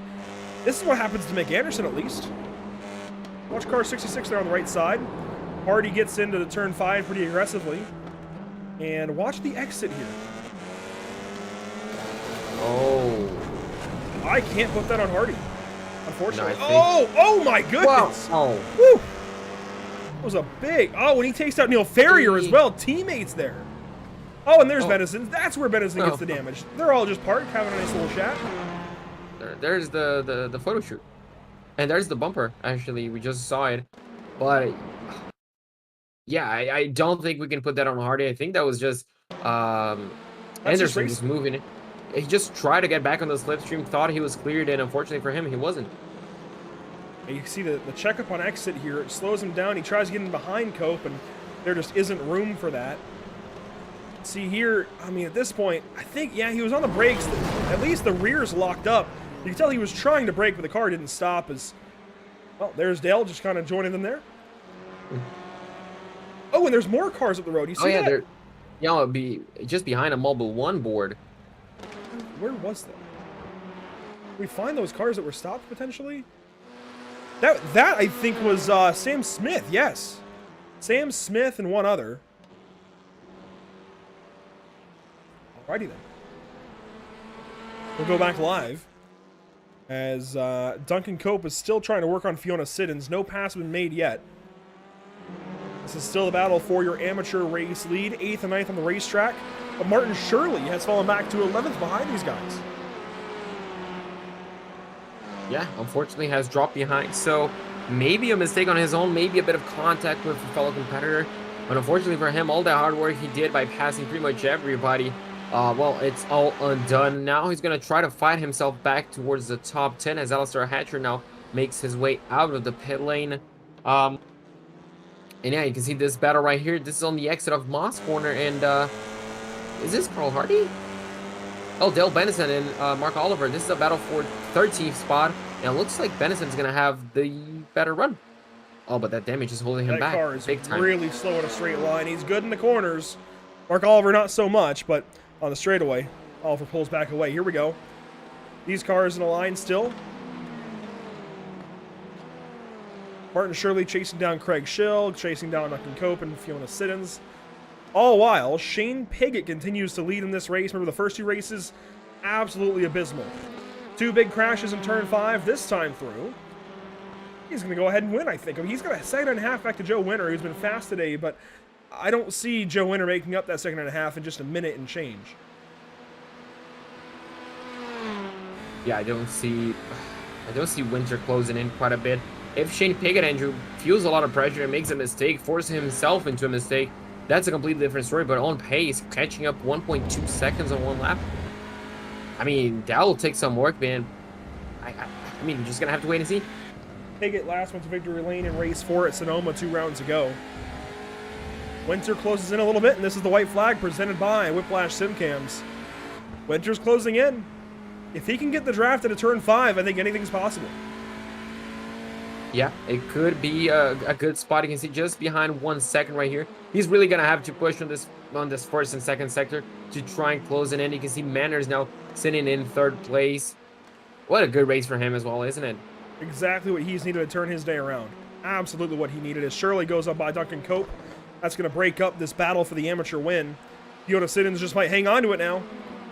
But yeah, Ian Manners, abysmal first race, came back a little bit there in race 2. I think went around, what, a 10th or 11th? And now is going to win in Pro-Am if things hold out and take, it looks like, 3rd overall. As here we go, Winter's got the draft at a turn 5, closed in a bunch there in Moss Corner. He's got the draft for the backstretch. Yeah, he's got a good run for 0.3 of a second. He's going to have to brave it. Maybe we're going to see the last lap move down into turn number 10, Andrew. You can see Piggott. Will he go defensive? It's quite early. He could stay on the racing line. He's on the middle of the road. He's going to move a little bit towards the racing line. You can see Winter really closing in. They both go a bit defensive now into turn number 9. Oh, he's going to go for a run. Shuts the door and moves him. A bump and run at Canadian Tire. Piggott saves the car, and Shane Piggott will hang on just for a race win. That was a NASCAR finish if I've ever seen one. Ah, absolutely. Michael Steele gets the spot over Ian Manners. Oh. But Ian hangs on to the win over James Neves, Scott Smith, and Robin Walters. Proper run there for Ian. Yeah, that was an excellent run. Even though he lost overall 3rd place, he got a good. Oh, because he just. Oh, the win! Crossed over Duncan Cope. Fantastic line between them. If the the finish line was a bit longer, I mean, it was a bit further away, we might have seen a switch up. But you can see they finished, Andrew, less than half a tenth. Exactly. Wow. A half tenth is what I've got. Yeah, you know what? I think you're right. It's, well, on the ticker, it's a bit different from what I'm seeing in timing and scoring. Timing and scoring is showing me. Yeah, it is actually just over a half a tenth. Anyways, it is a very close margin, 0.059. It looks like the margin there between Fiona Siddons and Duncan Cope. So, I suppose that means with Piggott winning in Pro, Manners winning in Pro-Am, and Fiona Siddons winning there in Am, that means we're ready for our Inver. Let's go ahead and get our video ready. What a day of racing we've had. I mean, it was fantastic. And unfortunately, one more race to go. Just one more. But it's going to be lots of fun. On the final invert of the day, it's going to be 15. Interesting. And it will actually be 14 again and put Dale Bennison back on pole. Wayne Douglas finished 15th in that race. 2 laps down. A lot of cars today getting wadded up and not finishing races today at Canadian Tire Motorsport Park. So let's go ahead and go back into the sim, pull up our race results here, and get ready for our final race on the day. Here you go, your top 10. Shane Piggott wins the race just 2.5 tenths of a second ahead of Joe Winter after a fantastic last lap. Michael Seal just beats Ian Manners for 3rd place. Ian still wins the Pro-Am class in 4th, just ahead of James Neves. Scott Smith's going to finish in 3rd place, ahead of Robin Walters. Martin Shirley is going to finish in 8th. Fiona Siddons in 9th, and Duncan Cope just barely in 10th place. And Andrew, I guess for the first time in a while again, we have less pro drivers than the rest of the class in the overall top 10. Yeah, a lot of pro drivers taking some hits today. Finishing 11th, you will find Craig Schill in car 582. He goes, I think, 5th in Pro-Am competition in just the 11th position. Roger Morton goes 12th. Mark Oliver 13th. Dale Benison 14th. That'll complete your drivers that get inverted today. Wayne Douglas will not be eligible. Sir Alan Toon goes 16th spot, 4 laps down. Then it's Carl Hardy in 17th. Alistair Hatcher 18th. Nick Anderson 19th after that contact out of turn 5. And Neil Ferrier gets collected and goes 20th. 21st place goes the way of Sam Smith. Rob Jackson is going to finish in 22nd. Ben Sharp in 23rd. And Andrew Lidler in 24th spot. So that is race 3 done and dusted for these guys. Let's go back, though, and see if we can't find the finish of that race, JP. That was just fantastic. I mean, for both the pro class and the amateur class, I mean, and even I guess the pro-am class as well was fantastic. Lots of fun. And you can see it's all going to start with Joe Winter. Got a really good run on the middle section on the final lap of the race. And, well, he just set it up nearly to perfection. Yeah, Winter here chasing down Shane Piggott, ends up just 2.5 tenths behind him at the line, but this is just about as perfect a finish you could ask for here at Canadian Tire. This is exactly what we've seen in multiple NASCAR races here before in the NASCAR Truck Series. He's going to try, he looks there in turn 8, can't do anything with him. He looks again in turn 9, and he's just going to shove him. He gets shut off and then just shoves him through the corner there, and beautiful, beautiful save there out of Shane Piggott. Let's get one more view of that. I mean, that was a fantastic save, Andrew. Considering he was under a lot of pressure, it was the last lap of the race, and he managed to keep his composure to make sure he finished the race. You can see Winter tries to get a good run, carries a lot more speed, he sacrificed quite a bit. Shane just takes the racing line, ends up getting hit from behind. Love that. I mean, he just says, nope. The battle further back was for third on the racetrack. It was Ian Manners and Michael Seal. They head out of turn 5 in the opposite order of the way they finished. Manners had that spot, Seal wanted it and got it. You see just once again on the back straightaway, Seal got a fantastic run, and he's going to be closing in each and every single moment. He's going to look to the outside, kind of, is he going to dummy him? No, he's just really going to go for the outside, number 57, and he's going to go deeper on their braking. They're going to go side by side. You can see under the braking zone, turning in. Seal with absolutely no fear whatsoever. We haven't seen that all day. A bit of contact right there, but he clears him right before turn number 9, and then just goes defensive on turn number 10 to make sure he finishes in 3rd place. Ian could have gone for a bump and run there. He could have. Could have, yeah, absolutely. But what a fantastic drive. Pretty much 99% clean. And then obviously this one, Fiona feeling a lot of pressure on the final corner of the race. Almost got beaten to the line. This is a beautiful, beautiful race to the start-finish line here. Fiona Siddons just goes ahead of Duncan Cope. Oh my gosh, what a great run out of that corner. What a fantastic run he did. And he took a bit of a tighter line as well through turn number 10. And if he took the racing line, who knows what could have happened. But boy, oh boy, that was close between those two. So that is race number 3 done and dusted here for Canadian Tire Motorsport Park. Get ready then, everybody, for race number 4. A lot more of that action is on the way for the final race of the day, and I'd imagine we're going to be in the dark for this one as well. Headlights are coming on as we get ready for the 4th and final installment of round number 6 here at Canadian Tire Motorsport Park for BSRTC in this spring season of 2022. We'll be right back. Don't go anywhere.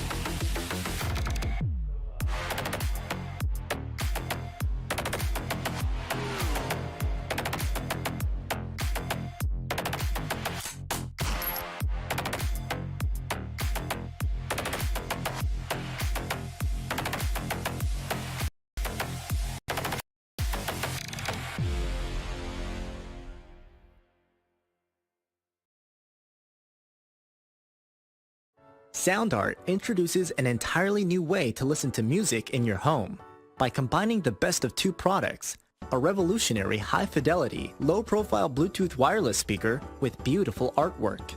Select from a library of artwork or upload your own photos to personalize your experience. Sound Art ushers in an era of invisible, beautiful, and amazing sound throughout your home and redefines your entire entertainment system. The need to reclaim your floor space and rid your home of unsightly speaker boxes that need to be bolted to the wall is now a thing of the past. Our canvas is printed on high-quality permalite by Breathing Color. And select from our gallery or upload your own. Standard sizes include 16 by 20 and 18 by 24 canvas wrapped. Custom sizing is available, as well as surround sound options.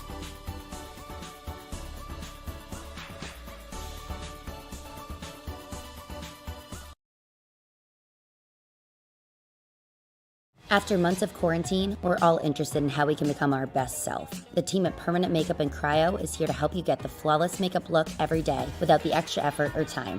When it comes to your appearance, you deserve the best care that money can buy.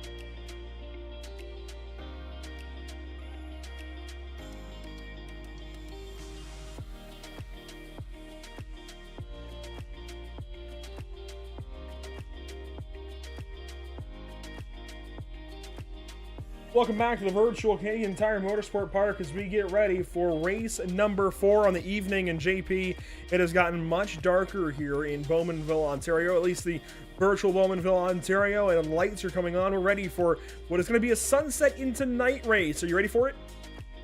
Oh, absolutely. Well, that was a much shorter answer than I was ready for. Yeah. Temps are down, tires are trying to come up to temp, and the action's only picking up. I mean, they sure are. As I like to mention, it's the last opportunity for these drivers to not only score points, but this time, Andrew, I'm going to add a little bit to have lots of fun. We all know that we do this. Drivers are going to be racing, obviously, for the championship itself, but also to have a little bit of fun. And this is a fun little track. It has quite a bit of challenging corners on a quite challenging race car. And, yeah, it has been a fun day of racing. And unfortunately, it's the final race of the day. I'm definitely going to miss Canadian Tire for a bit. Yeah, not sure when our next show will be here, but let's go ahead and get down sim side, and right atop the flag stand, we can go ahead and take a look at these cars getting ready for race number 4. You can see how much darker things have gotten. That sunset in the background, boy, that is a pretty picture. A field of 21 cars. The field has dropped a little bit. We were losing cars throughout the day, so drivers, why? I don't know why you would leave. You've still got some great points opportunities here in this one, as even Michael Steele is no longer in this field. We're down to just Martin Shirley, Joe Winter, Wayne Douglas, Shane Piggott, Mick Anderson, and Neil Ferrier here in the pro class as we get ready for race number 4. The time has expired here getting ready for this one, and red lights are on, green lights on the way, green flag is out.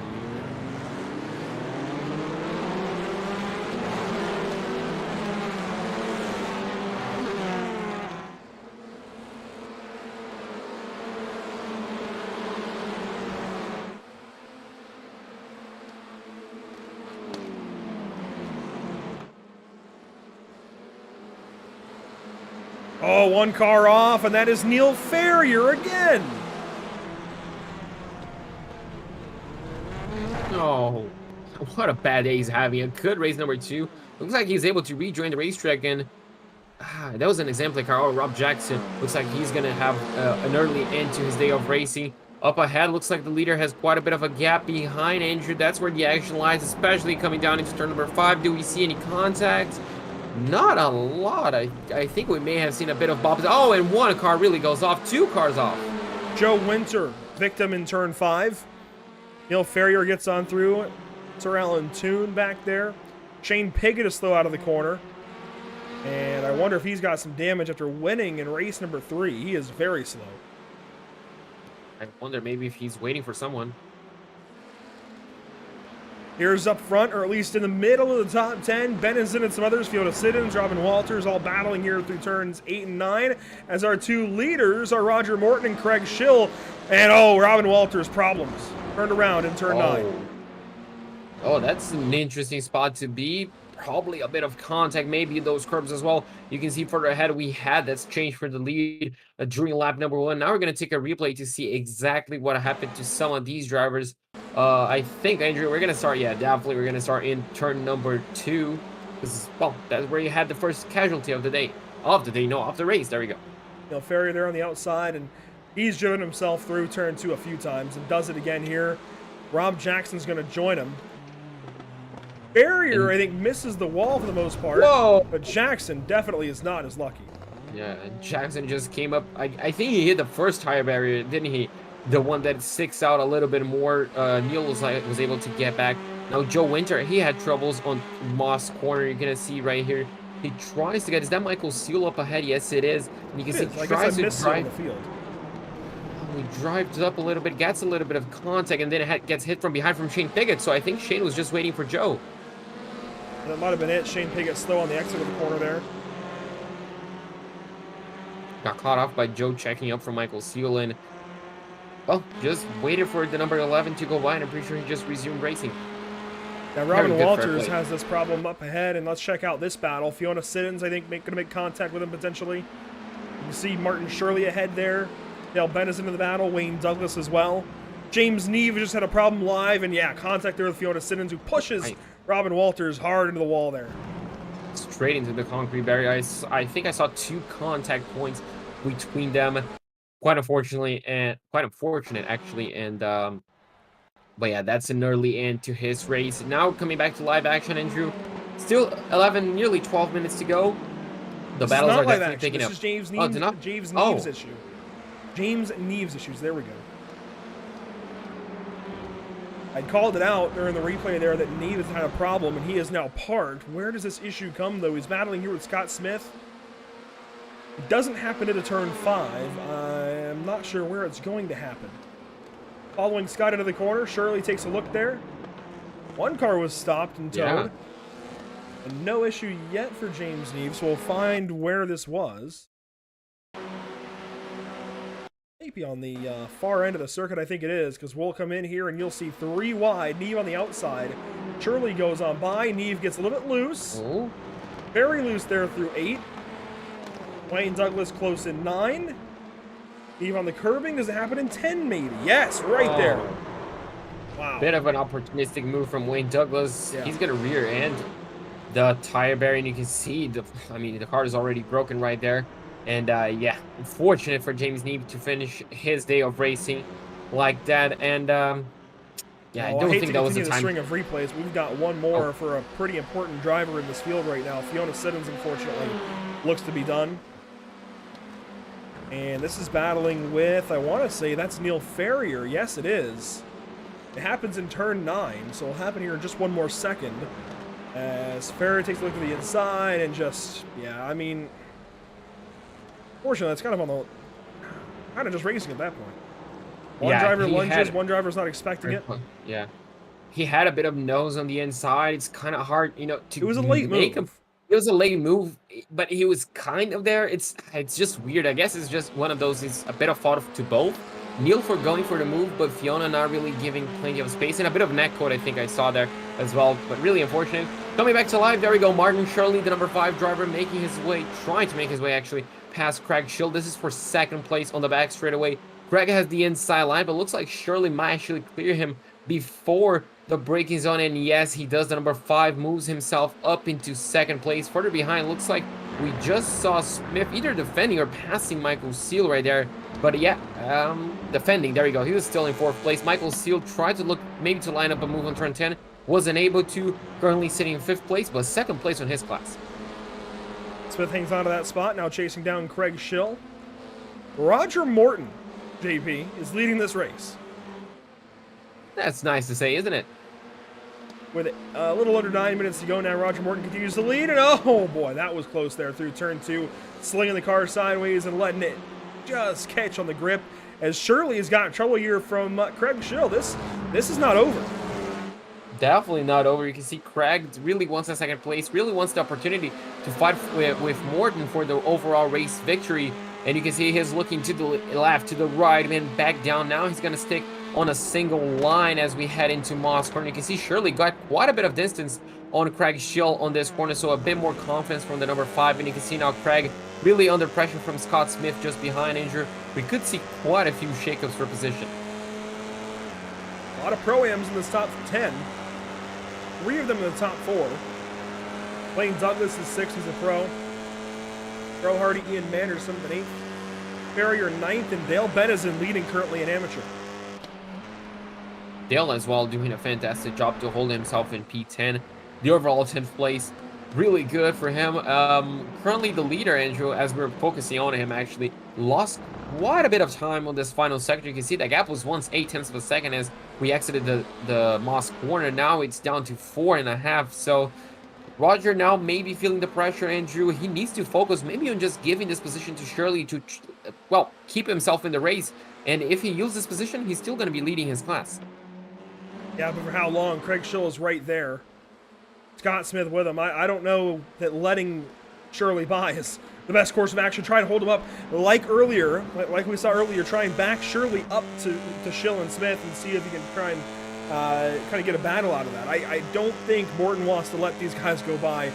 Certainly not Martin Shirley.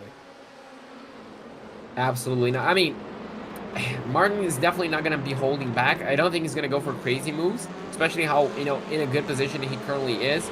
But yeah, we're just going to have to wait and see who's going to do what. If Morton's going to defend for his life, if Shirley's really going to attack, we might have our answer soon, though.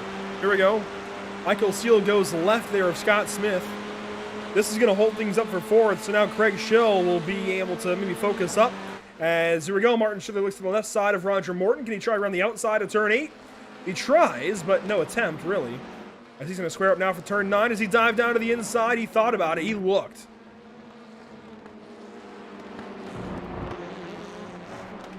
Oh, a hiccup there out of the corner. And Roger Morton, I think, is going to give up this race lead to Martin Shirley on the inside of turn 1. Roger tries to outbrake, but it's just not enough as Shirley goes on by. Nearly contact there. Oh, so close out of the corner. Morton now 2nd, Schill 3rd, and there's a battle for position. Schill and Smith, 3 Honda Civics leading Pro-Am, and they're all on this line.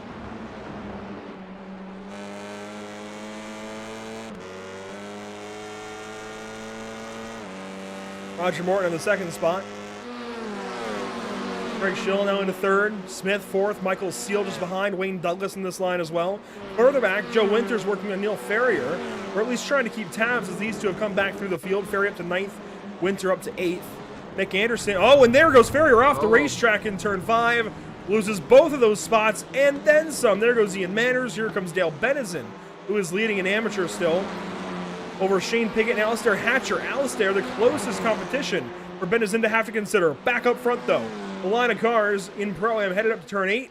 Schill in 3rd, trying to work on Roger Morton.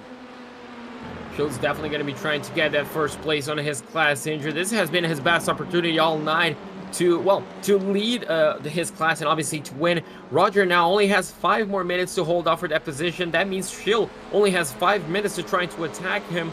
This is going to come down to the line. 5 minutes is a whole lot of racing if you're attacking and a whole lot of racing if you're defending. It's really not going to pass time, and we're going to have to wait and see how they're going to react as Winter now sets the fastest lap of the race. He's trying to catch up to Hardy to battle for 7th place. Martin Shirley looking for his first win of the season. Scott Smith trying to go for, I think, what would be his first. Well, actually, no, he's got an overall win from Knock Hill, so this would be potentially his second or maybe even third class win in Pro-Am as Michael Steele works on him. Schill, of course, wants to see if he can do something here. And the fact that these Pro-Ams are hanging right with Martin Shirley still is, I think that's pretty impressive. Yeah, absolutely. Keeping up a good pace. I mean, the Pro-Ams today, Andrew, have been on point, haven't they? Really, really good show. And from the amateur as well, I guess you can say. But I'm just going to have to wait and see. It looks like Mick Anderson just, it looks like he just blinked a little bit. And you can see it now.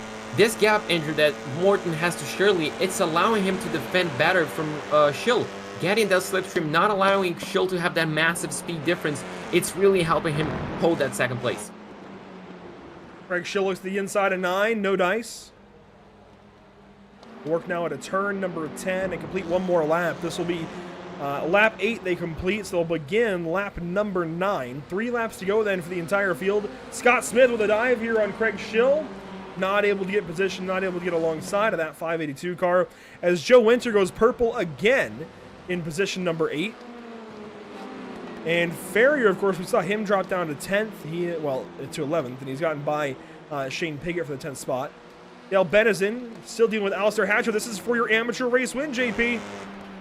It's going to be a good battle right here for 12th place overall, amateur lead as you mentioned. And, well, just going to have to wait and see how this moves. You can see a good run out of here. Maybe into turn number 3, not close enough. Difficult passing spot right here. But I'm pretty sure this is going to go down to the line. Andrew, Alistair Hatcher, Dale Benison. It's going to be interesting to see a whole lot of battles for positions, Andrew, happening at the same time, and all of them with 2 minutes and 40 to go. Look at how close these two are. These 4. This is Craig Schill, Scott Smith, Michael Seal, Wayne Douglas in a line. Smith gives a push there to Schill. Here comes Michael Seal, going to look to the left side and try and break this battle up as the pro driver. Smith moves over 3 wide now as Schill tries to protect, tries to get over in front of Smith, and he will do exactly that, using Michael Seal as a pick. Beautiful maneuver there from Craig Schill. I mean, what a great move. Michael Seal as well. I mean, you got to give props to him going around the outside. Fantastic job. Now he's going to have to hold off Michael Seal, though. It looks like Seal is not going to wait around too much. He's already looking down the inside of turn number 1. 2 minutes to go. Seal's going to look to the inside.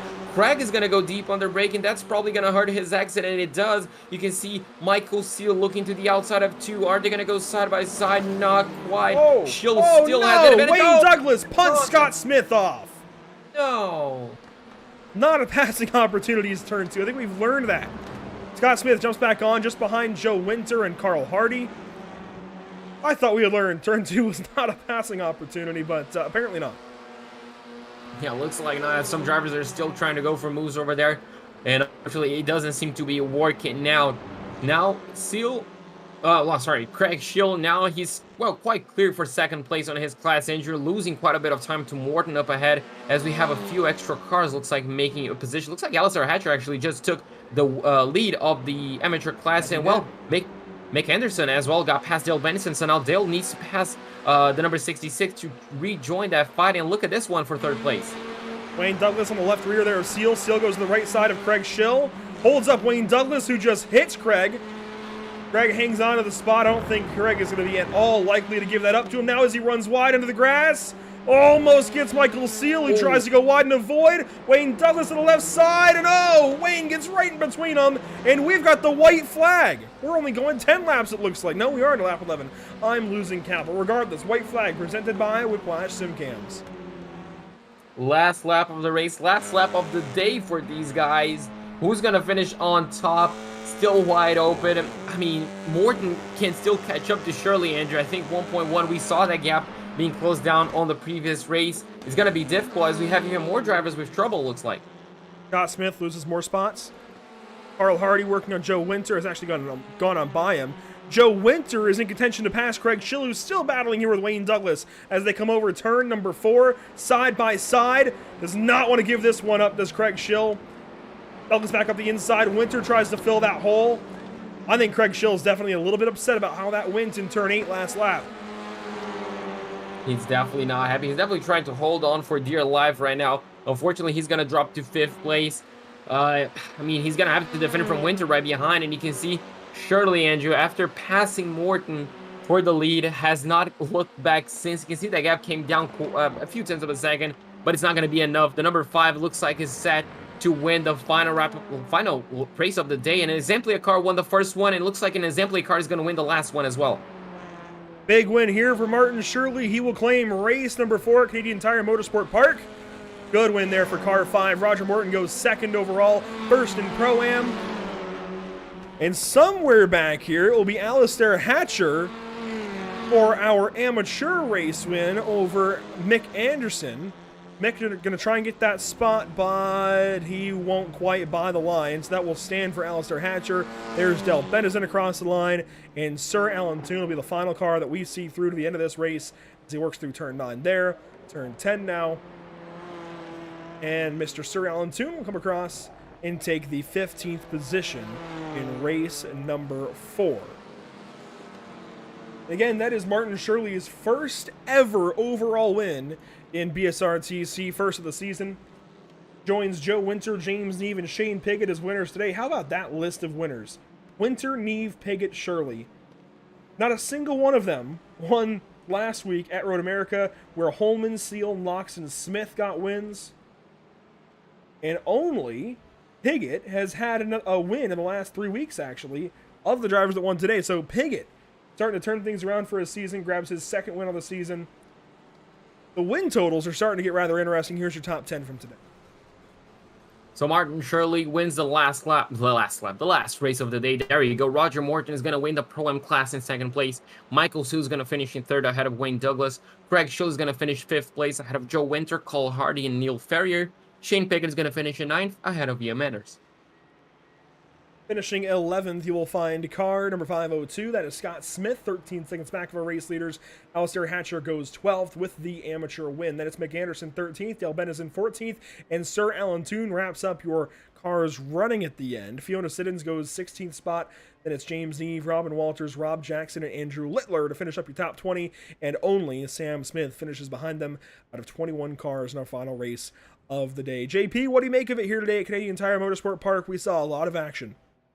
Quite a bit of action, so unfortunately quite a few incidents as well. We had, I think, Andrew, one of the most chaotic first laps we've seen so far in this season, but, you know, it was fantastic racing. We saw some excellent moves from drivers, some fantastic defense from others.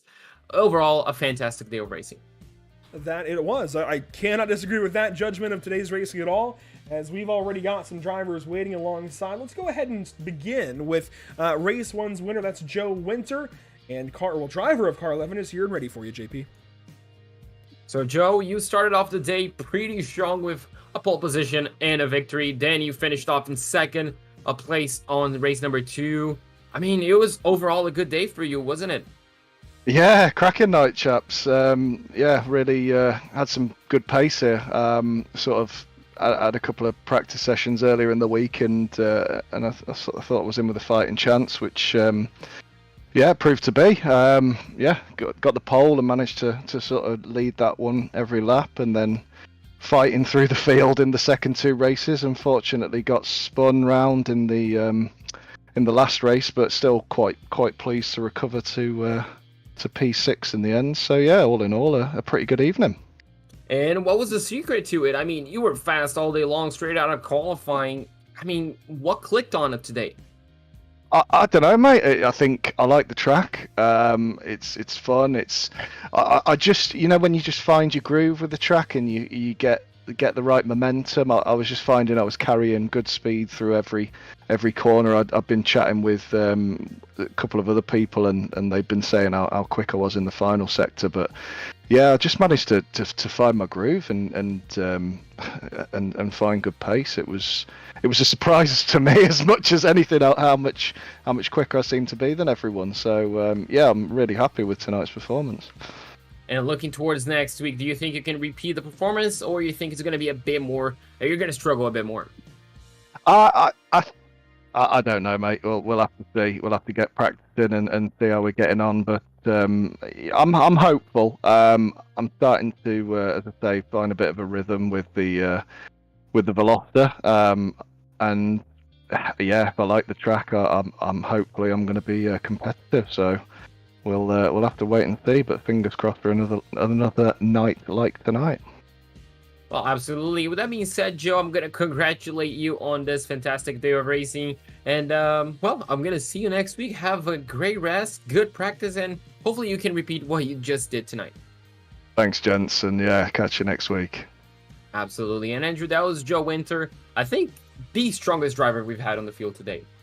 Absolutely. He was always fast.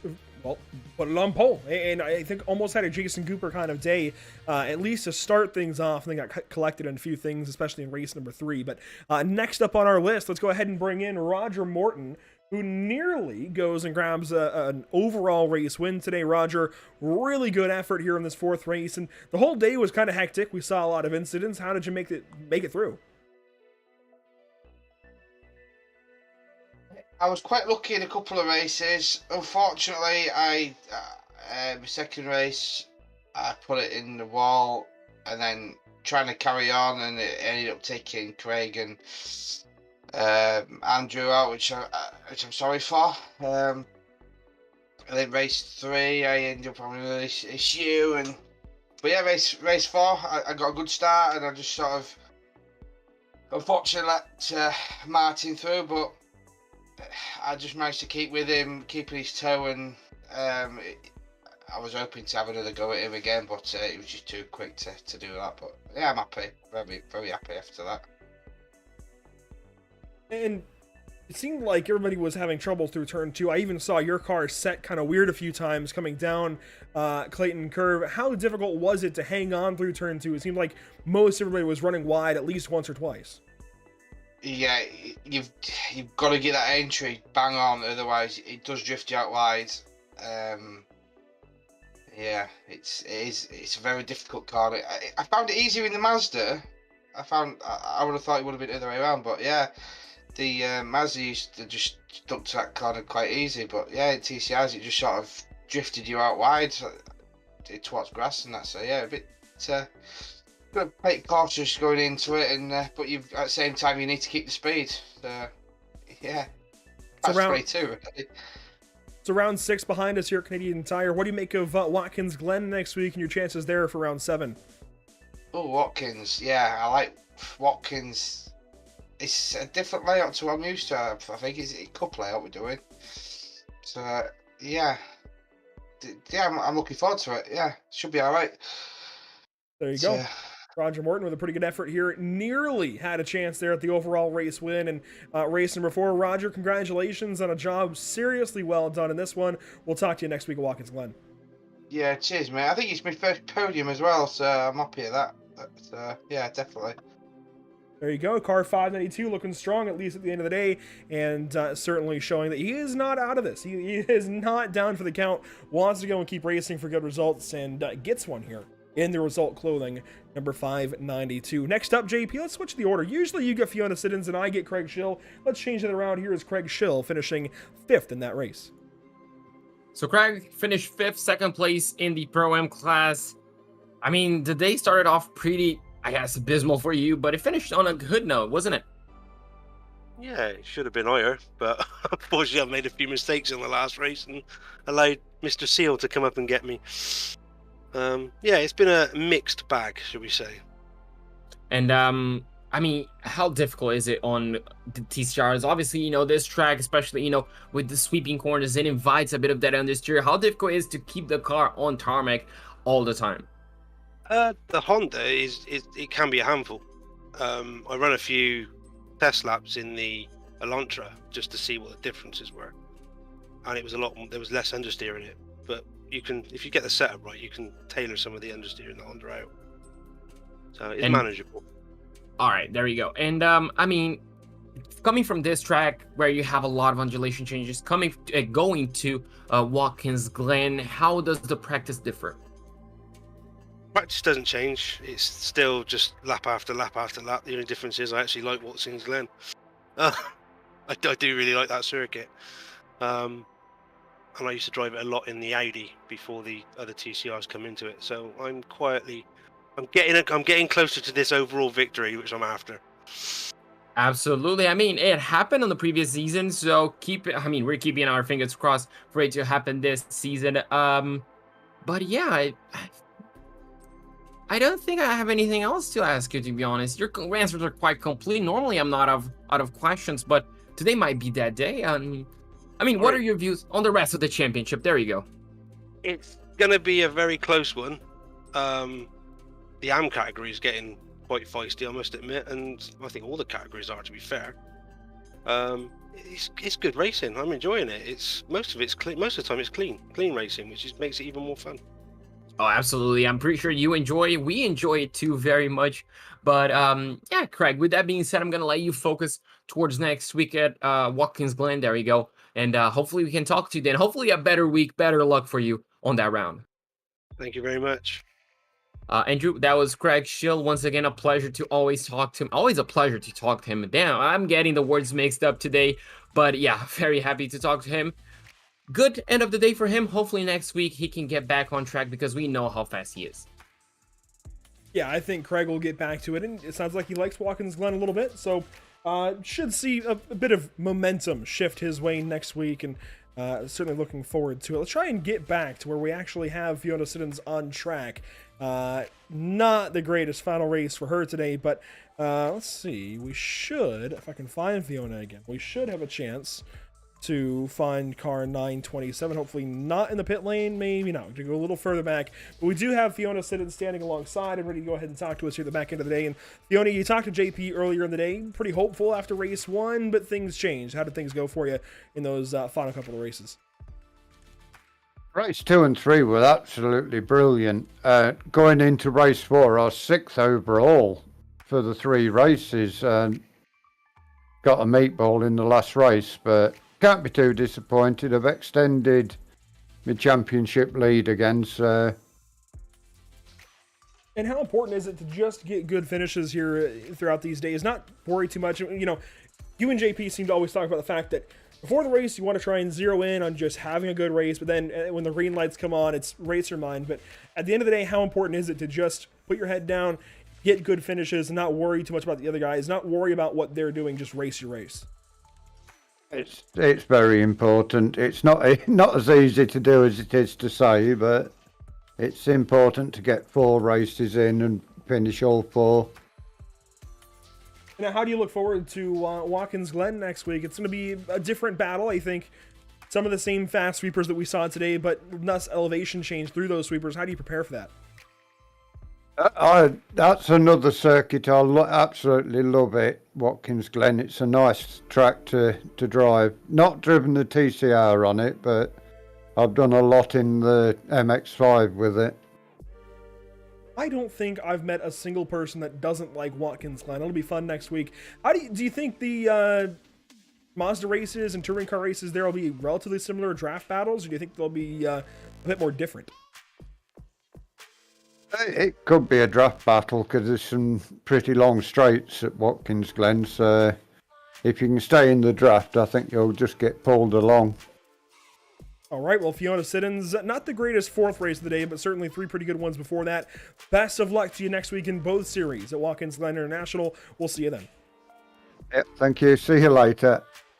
And Fiona Siddons wrapping things up on a pretty good day of racing. Again, not the way she wanted things to go in that last race, but like she said, put points together and put herself further ahead of her competition for the championship. And at the end of the day, that's what matters when you just go out here and try and put a season-building day together, and she certainly did exactly that. Let's go ahead and look forward to the rest of our broadcast this week, and you can see here, as we talked about earlier, it's VIR later this evening with the North American Racing League at 8:30 Eastern. That is going to be fun. I'm actually really looking forward to VIR. Now, JP already stepped out, but he's very, very excited to get back to Virginia International Raceway, get back to the first track that he broadcasted with us here at Pit Stop TV, way back for Opmo in 2020. So we're excited for VIR. We always are. It's a great racers racetrack. Dover, much of the same, just in oval form, I guess, if you will, for the MPI Cup Series. So two really great driver tracks these next couple of broadcasts. Again, VIR tonight, then Dover on Sunday at 9 Eastern, and Tuesday we wrap back around to BSR on Tuesday afternoon here in the States, Tuesday evening. Those of you across the pond, 8 p.m. UK, 3 p.m. Eastern. That'll be a lot of fun with the Mazdas, and that's on the Cup course as well, the NASCAR course, the shorter course with, well, fewer corners, more straightaways. That'll be a lot of fun. I'm really excited for that course in particular, for these road cars, the Mazdas, the touring cars.